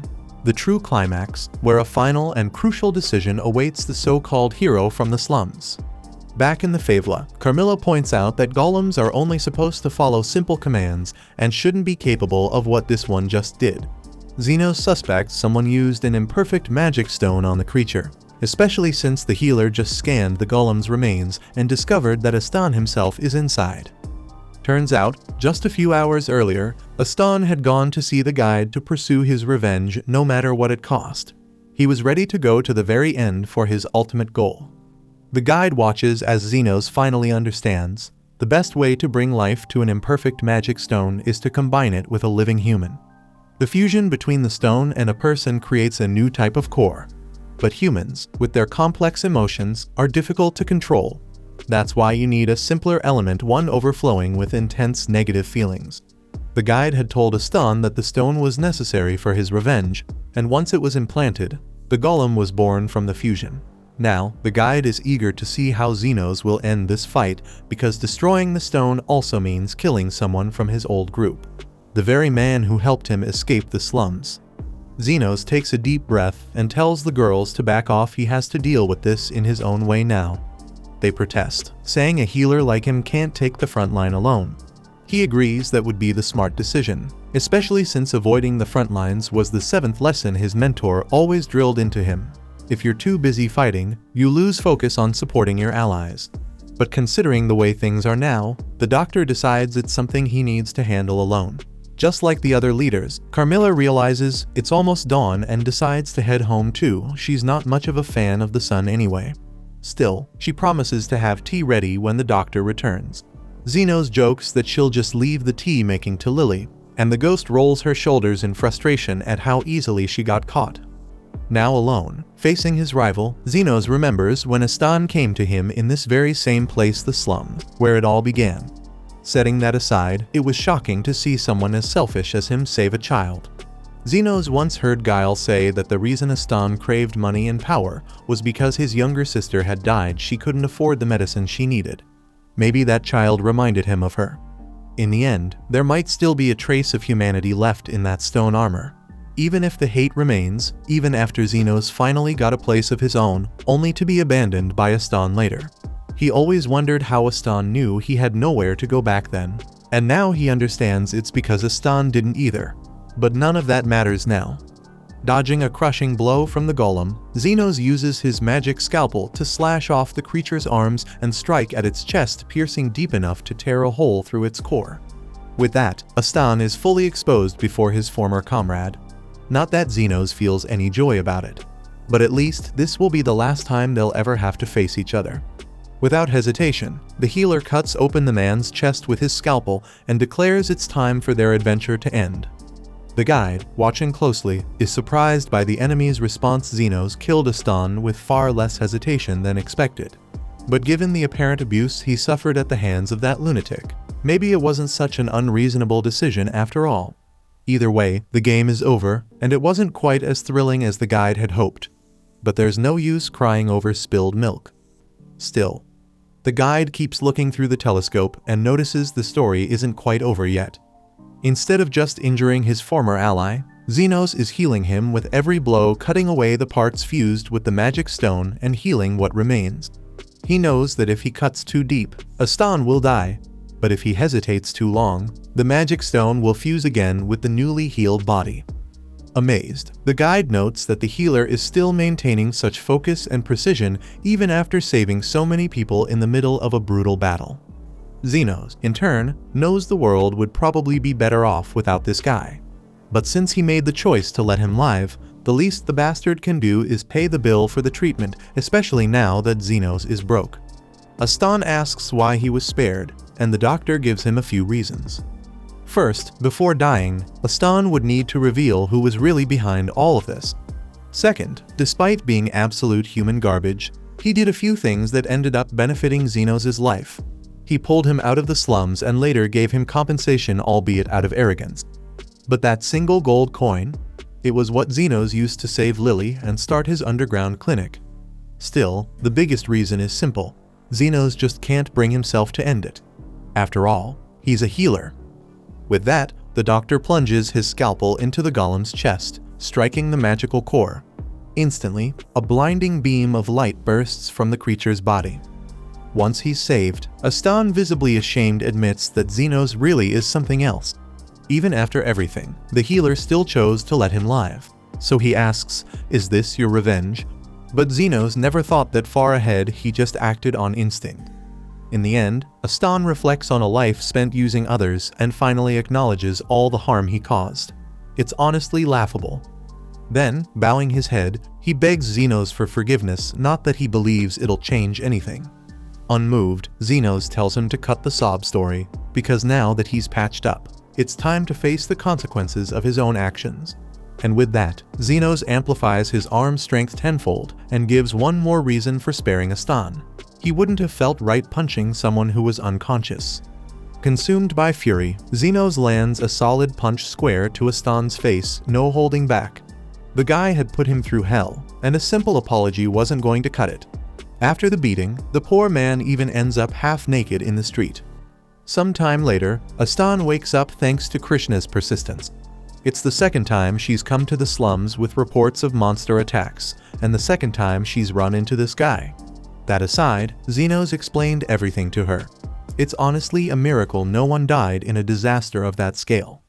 Still, despite the happy ending, Astan's facing charges for assault, prison escape, perjury, revenge attacks, property damage, and public indecency for walking around naked. To make matters worse, Krishna tells him that Zenos took his sword. It's a top-tier weapon, and selling it should cover some of the damage costs. Besides, Xenos was the one who found it in the first place. On top of that, the doctor left behind a single gold coin and a final message: their paths should never cross again.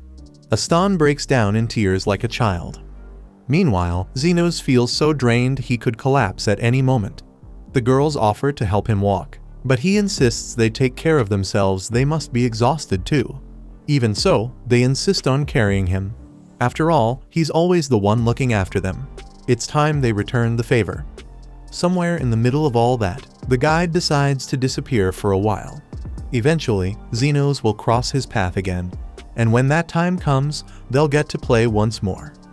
When Xenos finally returns home, Carmilla teases him, saying she hoped he had died so she could have a few peaceful days again. But Lily rats her out. Carmilla was actually worried sick. As for the elf, she never doubted for a second.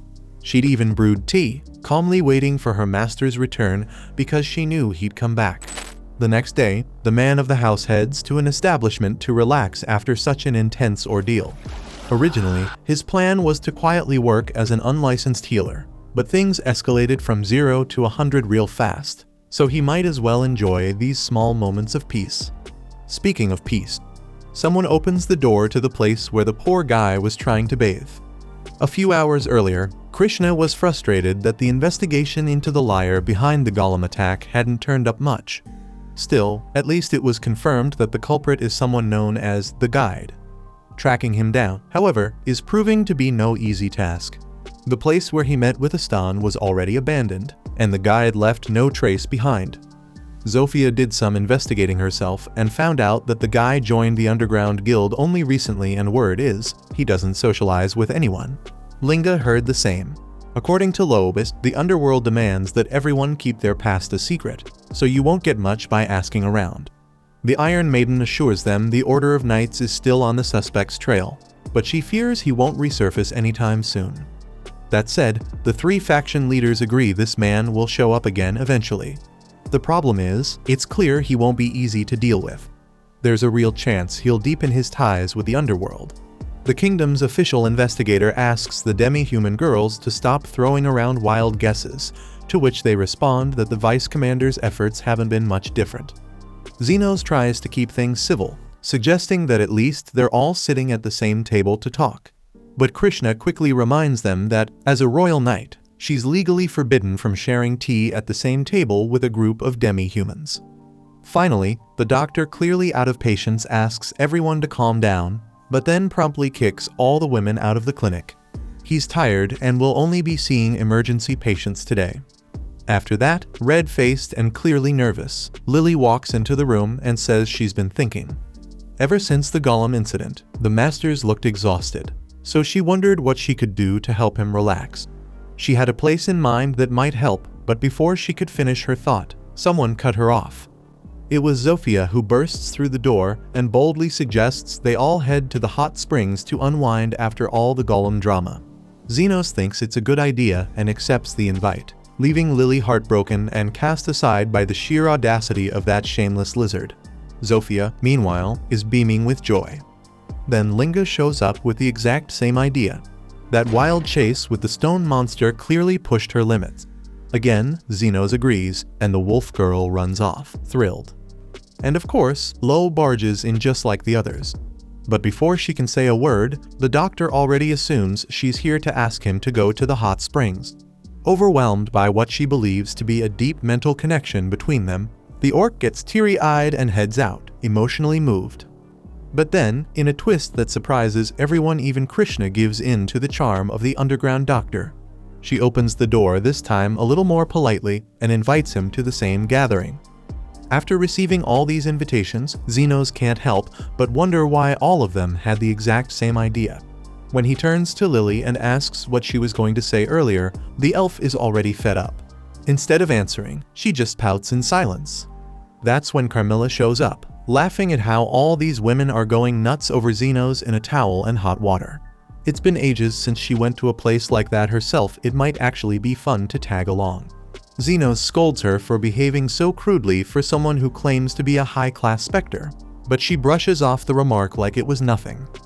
And so, we circle back to the moment when Zenos' peace is shattered by the first visitor of the night, and that visitor is none other than Zofia, the tornado.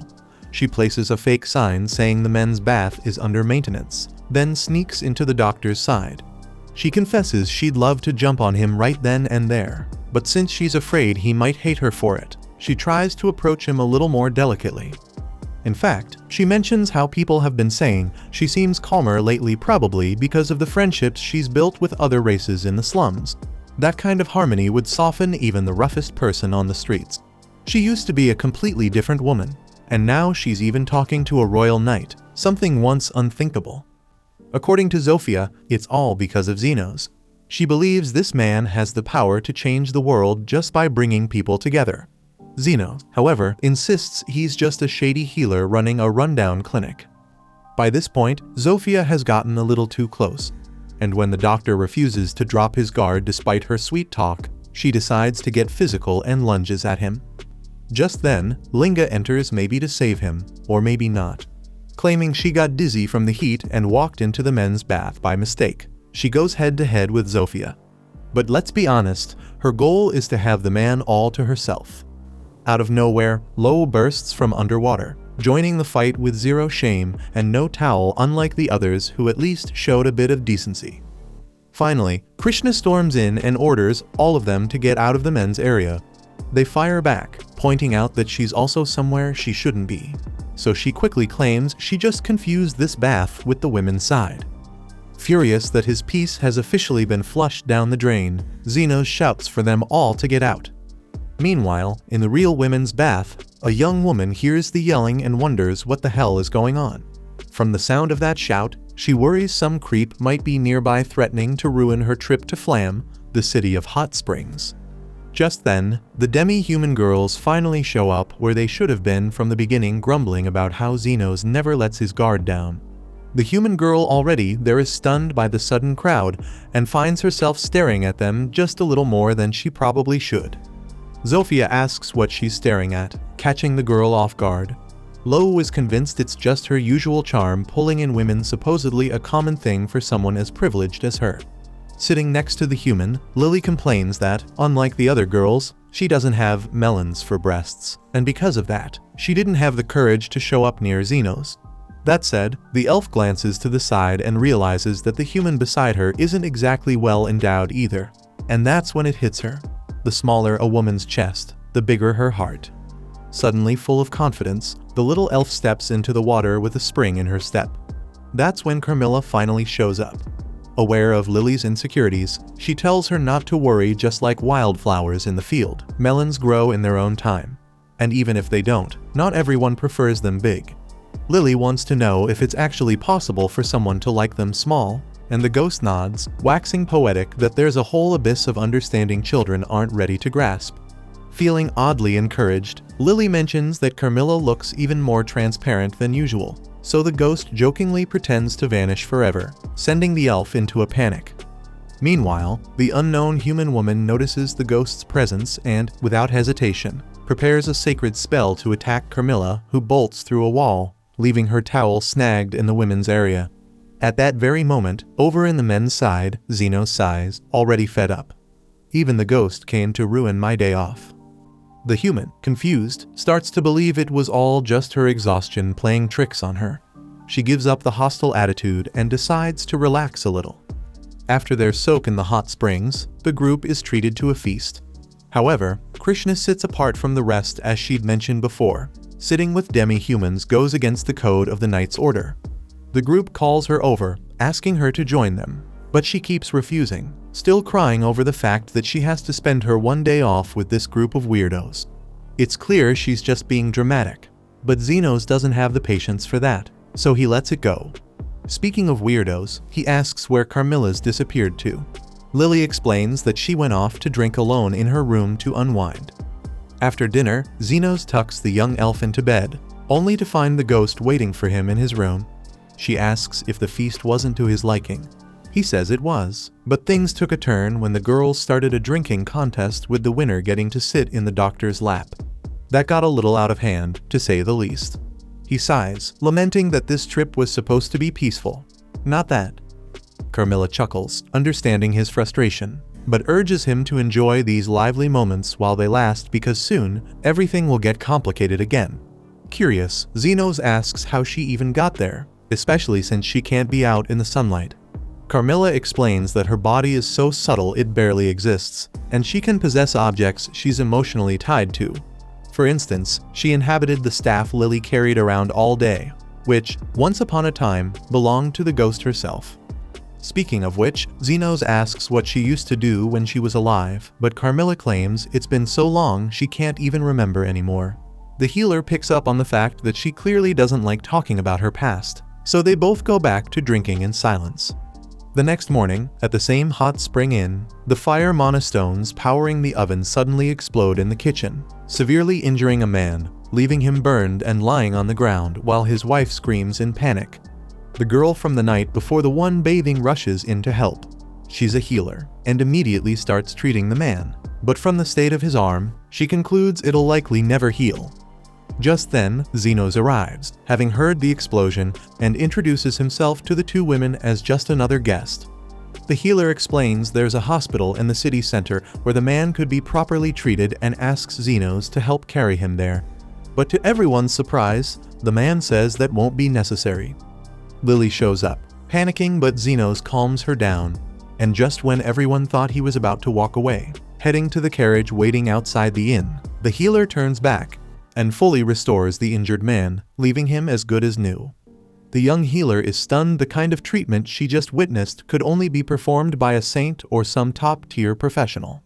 Still in awe, she later returns to her kingdom's castle and reports everything to a superior. The man listens intently, and although elite healers like that are said to be fewer than 10 in the entire world, he says there's no rush to investigate this Zenos guy. It's hardly a top priority. But when the girl mentions that Zenos was wearing a long black coat, something clicks in the superior's mind. Suddenly, he changes his tune and decides to track down the mysterious healer immediately. The girl asks what changed his mind, and the man simply says he felt like meeting this fellow elite healer. Some time later, Zond barges into Zenos' clinic carrying a man who collapsed coughing up blood, and that man turns out to be the very healer sent to investigate the underground doctor. After just a brief consultation, Zenos diagnoses the man with red lung, the same disease that once caused a widespread pandemic, sending countless people to an early grave. Supposedly, red lung had been wiped out thanks to a cure, yet somehow, it's back in a new and more aggressive form. Once Zenos finishes his diagnosis, the patient suddenly sits up as if nothing happened. He praises the doctor's sharp instincts and finally introduces himself. Bernardo Becker, elite healer of the Royal Hospital. Though, truth be told, he admits he's never been great at healing magic himself. Then, the healer from the hot springs inn arrives, and Bernardo greets her as human. She's furious her superior had fallen seriously ill and had the nerve to ask her to support him while being dragged to this clinic. Coughing up blood, Bernardo argues that it was the best way to find the underground healer. He then pulls a healing potion from his pocket and drinks it. He admits he took a drug that mimics the symptoms of red lung, hoping someone would rescue him and bring him to this exact clinic. Now that he's taken the antidote he made himself, he'll be fine soon enough. Zenos realizes that this is the very doctor who developed the cure for the pandemic disease. Human confirms it proudly, saying it was the treatments he created for a few illnesses that earned him the title of elite healer. Trying to stay humble, Bernardo Becker brushes it off as no big deal. By the way, when he heard there was a healer wearing a black coat around here, he thought he might run into an old acquaintance, but it turned out to be someone else. Zenos explains that the coat belonged to his mentor. Though he never learned the man's name, he simply never said it. In any case, Becker invites Zenos to work at the Royal Hospital, to help with a case where a stranger might have an easier time getting involved. Just then, the three demi-human leaders arrive at the clinic, drawn by the sight of the clinic's raised red emergency flag. Zenos figures it must have been Carmilla who raised it.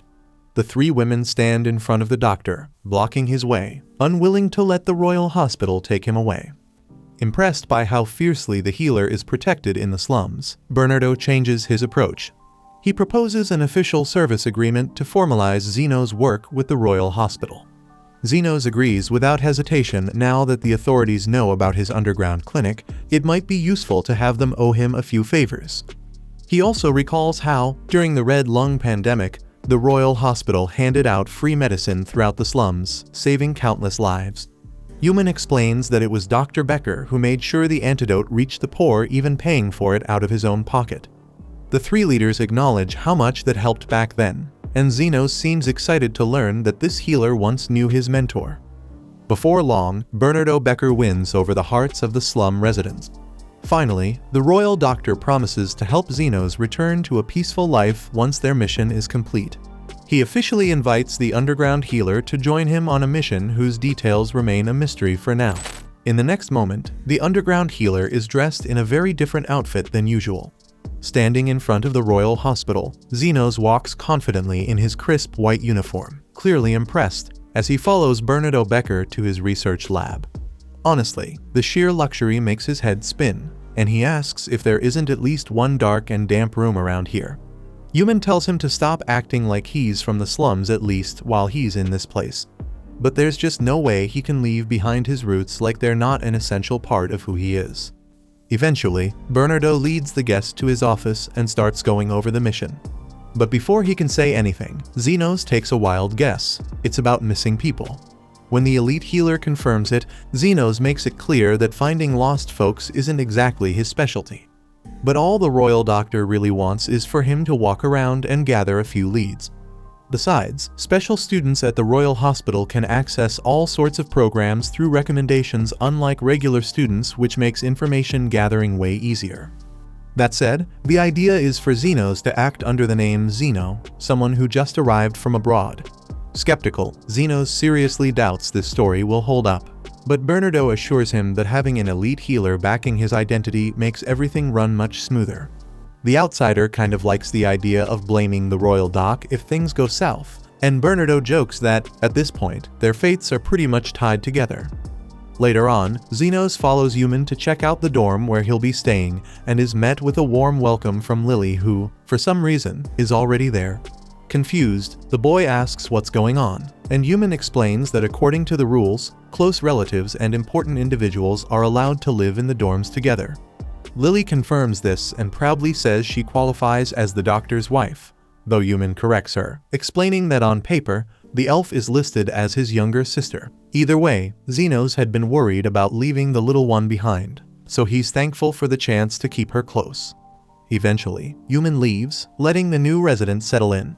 The first thing Lily does is offer him food, a bath, and, in the end, herself. Zenos, taken aback, asks who taught her to talk like that. That's when Carmel appears, shamelessly admitting that it was her. The doctor gets irritated and demands to know what that ghost is doing here. She casually replies that she came to be a nuisance, just as he suspected. Running out of patience, Zenos points out that a spirit like her will be exorcised the moment she's spotted by one of the many healers living in this place.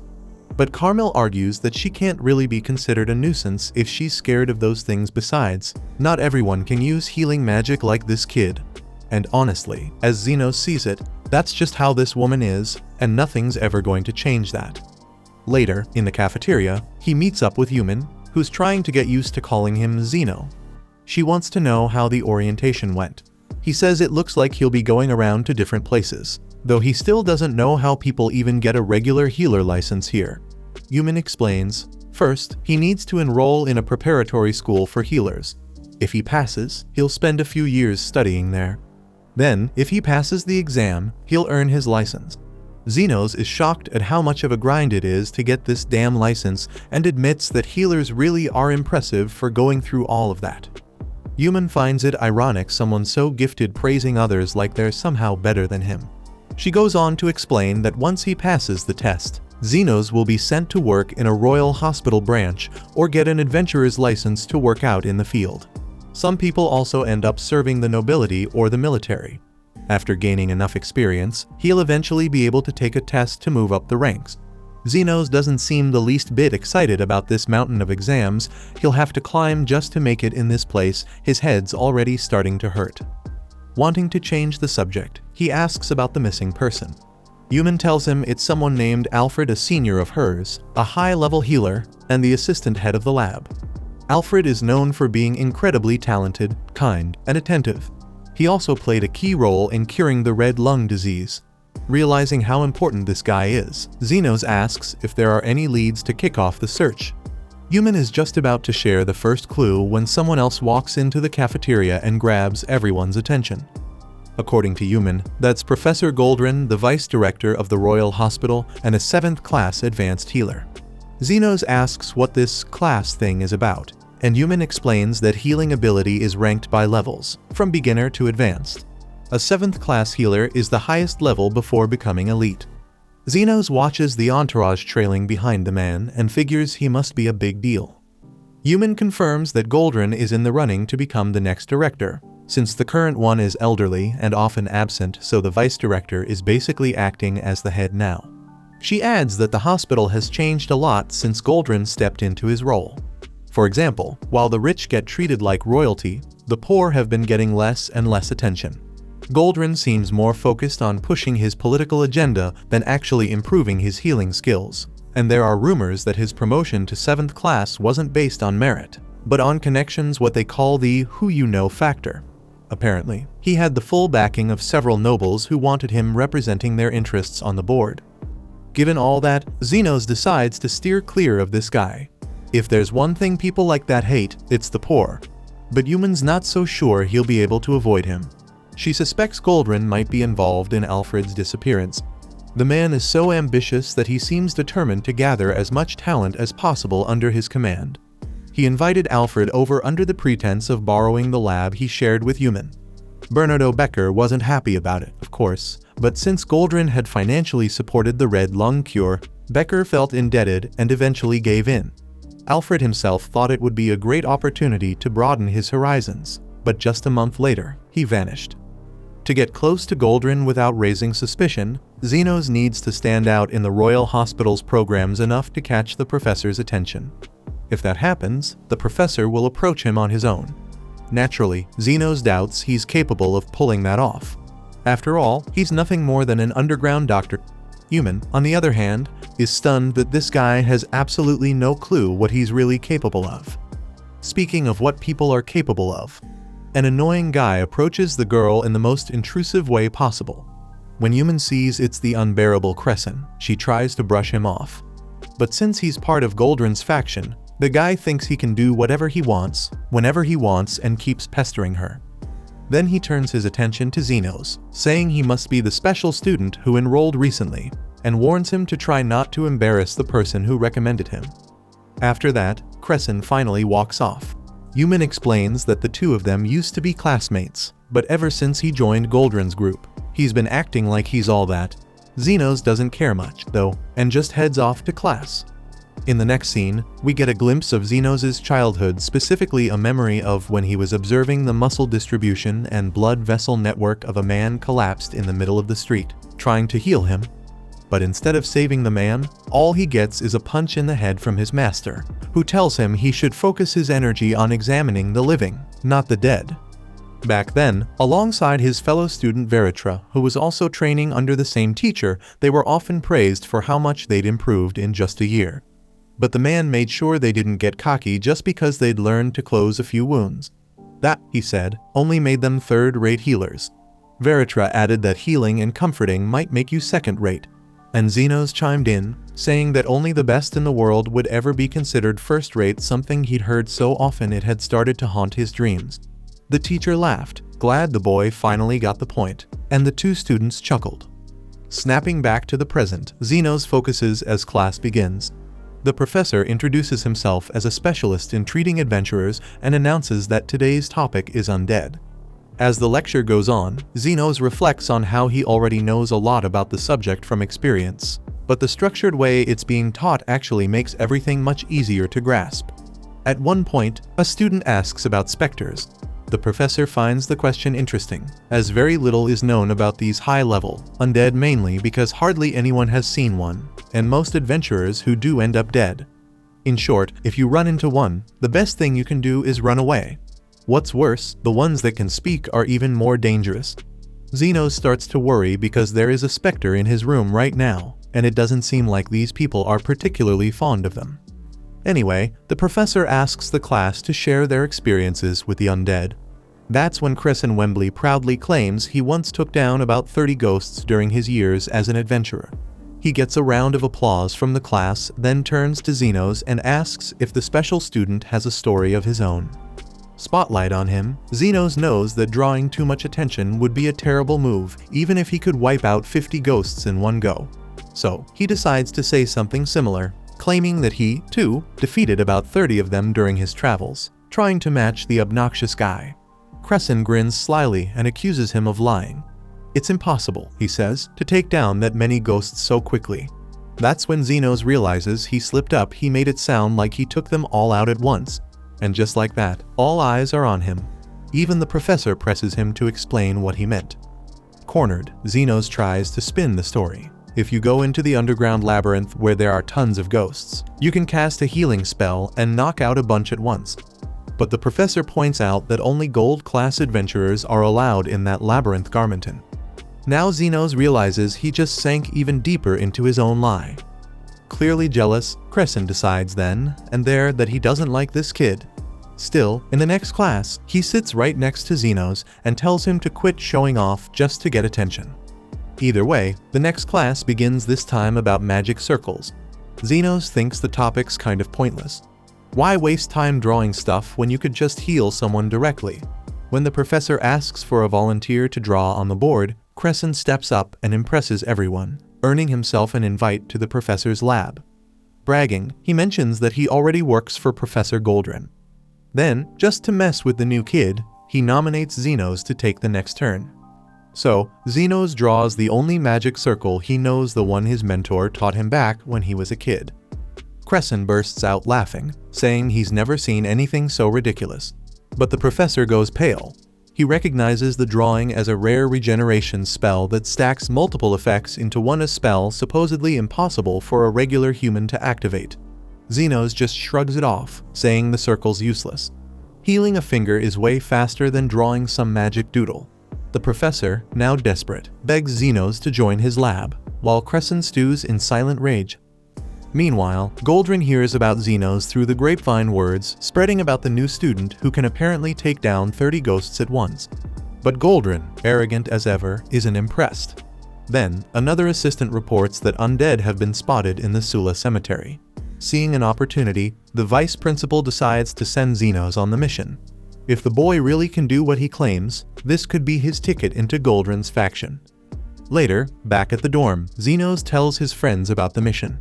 That's when he notices something odd. Carmel, the Spectre girl, is different from the others. For some reason, she eats solid food like the dinner laid out on the table. At night, a group of healers is sent to the Sula cemetery to exorcise the ghosts, and the doctors quickly get to work banishing the first few spirits. Xenos turns to Human and comments that this method of taking out 1 or 2 ghosts at a time is terribly inefficient, and he's proven right when the apparitions start to swarm the doctors, leaving everyone rattled, including Crescent. Without wasting a second, Xenos raises his hand and wipes out all the monsters in a single strike. But Crescent, ever the opportunist, pretends he's the one who did it. Human, clearly irritated, calls him out and says it was Xenos, but the boy clings to the lie, counting on his inflated reputation to convince the others that he was the one who vanquished the ghosts. And he doesn't stop there. As the team leader on this mission, Crescent demands that everyone report to the professors about his supposed feat at the cemetery, stealing every bit of credit from Xenos. Then, as he dismisses the group, still high on his ego trip, he ends up letting it slip that he was ordered to keep an eye on the special student. Before anyone can even process that, a zombie king suddenly appears in the area, catching the healers off guard. Panic sets in, and everyone looks to Crescent Wembley as their last hope to defeat such a dangerous enemy. While Crescent is practically wetting himself, Human eggs him on, daring him to prove he's really the badass he claims to be.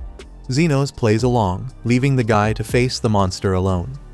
With nowhere to run, Crescent throws a high heal spell straight at the zombie king's chest, only for the creature to recover instantly from the best magic he had to offer. Realizing he doesn't stand a chance, Crescent takes off in a full-blown panic, but still has the nerve to act like he's going toe-to-toe with the giant. Meanwhile, Yuman figures out that the other ghosts were drawn there by the stronger undead, which is usually what happens in these cases. She even tells Xenos to let Crescent take a beating and learn his lesson the hard way. Despite how harsh she sounds, Xenos realizes she's actually worried about the guy and even says so, especially since she's one of the few who hasn't run away yet. Caught off guard, Yuman brushes it off, saying someone has to be there to collect the body when the poor idiot inevitably dies. After taking 2 more brutal hits, Crescent can't even move anymore. The Zombie King grabs him with crushing force, and it's obvious the kid's not making it out of this unless someone steps in. Just as the creature is about to devour him, Xenos casts a mega heal and shuts the whole thing down in one clean move. Even after being saved from certain death, Crescent keeps up his arrogant act, insisting he could have handled it without any help. Yuman fires back at the ungrateful jerk, while Xenos quietly reflects on how stronger undead seem to attract the weaker ones. With that thought in mind, for some reason, he turns to the two and apologizes. Back in the dormitory, Carmel suddenly lets out a loud sneeze. Lily asks if she's caught a cold, but the ghost scoffs at the idea as if someone from the top of the undead hierarchy could ever get sick. According to the ghost, this is happening because someone must be thinking about her. Lily says Carmilla must be pretty popular, and the spirit laughs, complimenting the elf stew. Lily smiles, enjoying how good her friend is at giving compliments too. The two share a laugh until Xenos walks through the door. He explains that a bunch of undead are being drawn to an even stronger one, but Carmilla doesn't look surprised. She figures her own magnetic aura must have spilled all the way into that graveyard. She teasingly asks if Xenos is planning to kick her out because of it. But the doctor decides it's safer to keep the ghost nearby, considering the kind of effect she seems to have. Lily finds the whole thing adorable and wishes the human would say something like that to her too. Carmilla, on the other hand, gets flustered and can barely hide it. She argues that it's at least curious for a guy to ask an outcast spirit to stay by his side, but hey, if he insists, she's more than willing to be a massive pain in everyone's life. Back at the academy, Crescent is called into a meeting where a superior tells him that, according to the other students, he did remarkably well during the undead extermination. The downside is that it means the so-called special student, Xeno, didn't live up to expectations. Crescent is told to keep supporting the professor's cause and is dismissed. But then, the young student has a moment of integrity. After a bit of internal struggle, he admits that while he did do well, it was actually Xeno who took down the undead horde and the Zombie King. Leaving the meeting, Crescent's ego takes a hit for telling the truth, but now, in his mind, he and Xeno are officially even. Meanwhile, Xenos hears from Bernardo Becker that he's been summoned by the Goldrin Research Lab following the success of the undead mission. Xenos is surprised. He thought the narrative was that Creason had carried the entire operation, but it's good to know he's finally getting some credit. Becker tells him the next step is an interview with Professor Goldrin. Xenos is already nervous about the Academy's never-ending bureaucracy, but Becker makes it clear there's no skipping steps. Goldrin's particular about authority and titles. Xenos, slightly annoyed, asks why Becker isn't considered more important than Goldrin after all. He's an elite healer. But Bernardo explains that having a title doesn't mean you hold political power. In his case, recognition came from developing medicine, not from status. Still, Xenos accepts the challenge and shows up to meet Professor Goldrin, who's accompanied by his second secretary. Wasting no time, Goldrin asks what the special student can do. Xenos replies honestly, the only thing he knows in life is how to heal people. The professor scoffs it's the bare minimum for a healer. With the kind of power Xenos has, he should be aiming higher. Healers, after all, hold enormous influence in this country. In fact, the nation's history is basically the history of its doctors. Right now, though, the ruling class is reaping most of the rewards, and Goldrin intends to join their ranks soon, ensuring his faction gets its fair share. In his view, people should receive care equal to what they're capable of offering in return, especially healers. As vice director of the Royal Hospital, he's blunt. Not all lives are equal, and of course the rich and poor would receive different levels of treatment. With that said, he asks Xenos to recreate the magic circle he drew in their last class, just to see if he'll be useful. Without hesitation, Xenos sketches it out on a piece of paper, then asks what exactly this proves. Goldrin explains, it's evidence of Zenos' knowledge in healing magic and whether that knowledge has questionable roots. Looking at the drawing, Goldrin notes there are many schools of thought when it comes to magic circles. In healing magic, certain principles must be followed. If they're missing, it usually means the person wasn't formally trained, and to work for Goldrin, you have to prove you're a legitimate healer. That said, he finds Zenos' magic circle fascinating. It's unlike anything he's ever seen. So, he gives the boy a chance to join the lab starting tomorrow. Zenos exhales in relief. The next day, he sees a line of healers trailing behind Professor Goldrin like ducklings following their mother.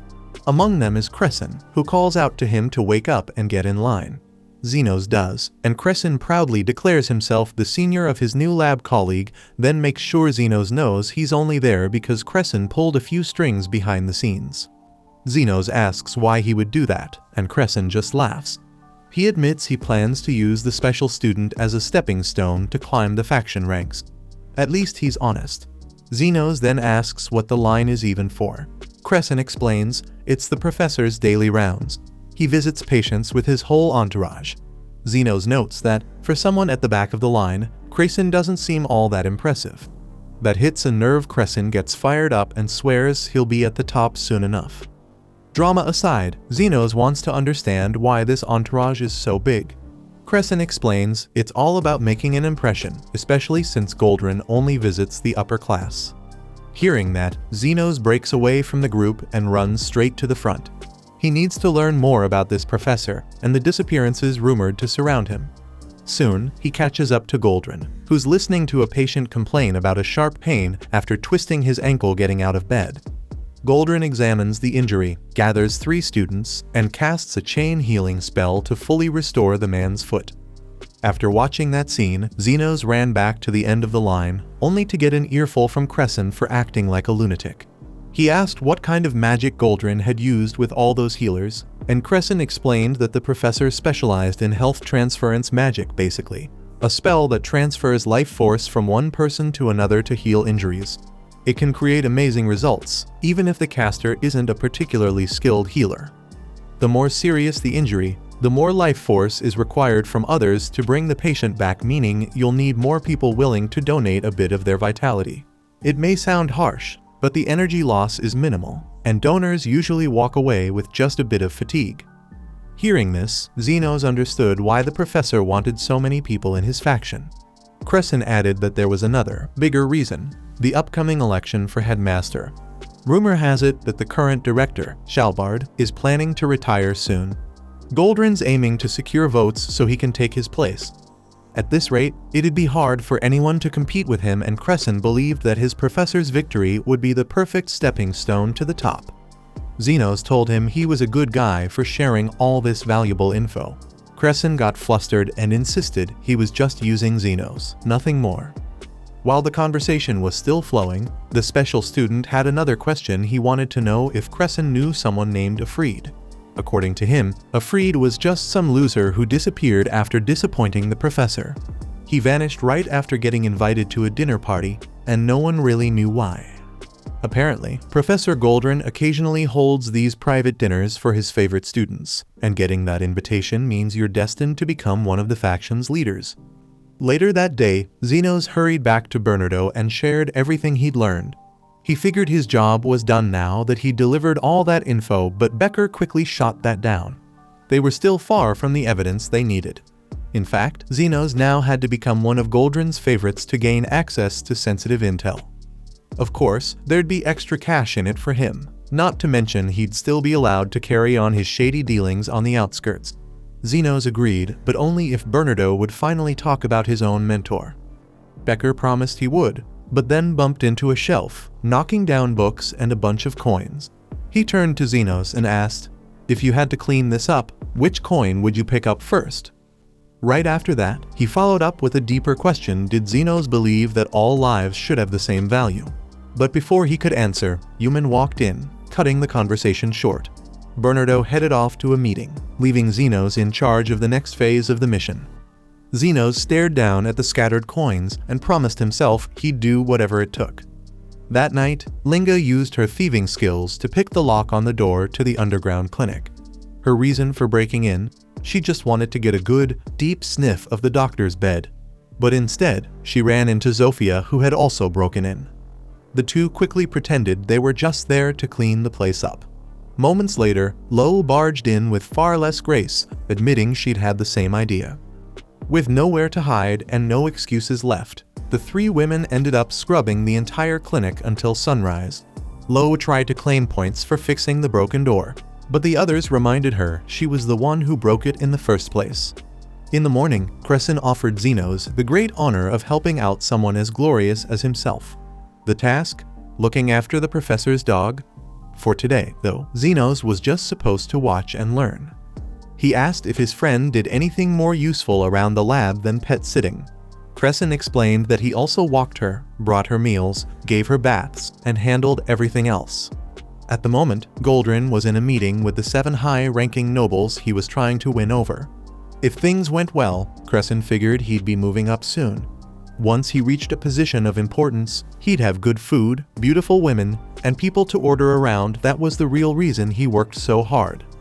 Xenos had thought that being a healer meant saving lives, but Crescent admitted that was just a front. Sure, he once dreamed of saving people, but there are things even healing magic can't fix. In this world, the only things that truly work are money and the power it can buy. Just then, a man walked up and asked if Crescent was stuck babysitting Goldrin's arrogant little mutt again. Crescent immediately recognized him. It was Mr. Bonds, so he bowed and insisted he was doing his best. With zero filters, Bonds admitted he found the dog super annoying, which made Crescent panic a bit. What if the professor overheard? Clearly fed up with the kids bootlicking, the man just walked off. Xenos asked who he was, and Crescent explained that Bonds was Goldrin's first secretary. In reality, though, the guy hardly ever worked, he just wandered around with booze in hand. Word is, he and Goldrin go way back, and that connection was enough to land him the job. Speaking of the drunk, Bonds suddenly hurled his liquor bottle at Crescent. It missed, crashed to the ground, and shattered.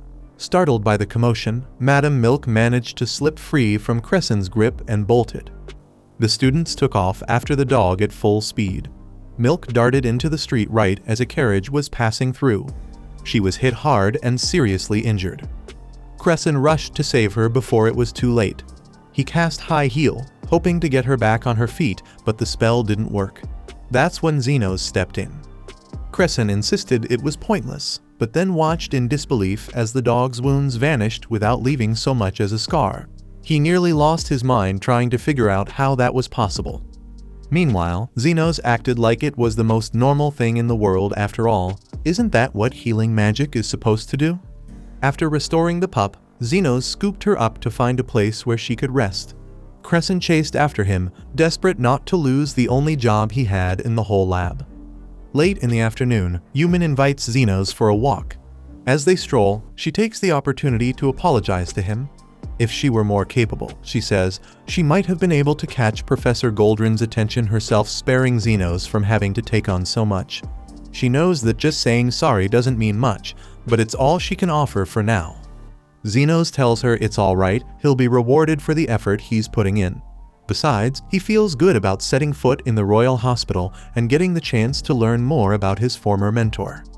That last part catches Yumin's attention. She's curious what kind of person was his mentor. But the truth is, Xenos isn't really sure himself. In his mind, the man always seemed a bit shady, and yet, he was the one who taught Xenos how to read and write, and opened his eyes to the world beyond, about diseases, about magic. In a way, Xenos feels like he owes his entire life to him. Yumin can relate. She says Becker holds the same place in her life. He guided her closely when she decided to become a healer. His dedication to research cost him his relationship. His girlfriend left him, and now, Yumin is pretty much the only one who looks after the elite healer. Still, that's not how their story started. As it turns out, Bernardo Becker is actually Yumin's uncle, her mother's younger brother. Even though she's in good hands, Yumin admits she's not particularly good at what she does. Right now, she's working on research about medicine storage, but to be honest, she finds it incredibly boring. Xenos agrees it sounds dull, but then again, he adds, the most important things in life often are boring. At least, that's what his mentor once told him. Yumin smiles and says Xenos is an interesting guy. And just then, a voice rings out, Carmilla's voice, teasing that the guy sure seems to be a magnet for women. Yuman glances around, trying to figure out where the voice came from, while Xenos awkwardly tries to play it down. Check out these videos appearing on your screen and subscribe so you don't miss the next part.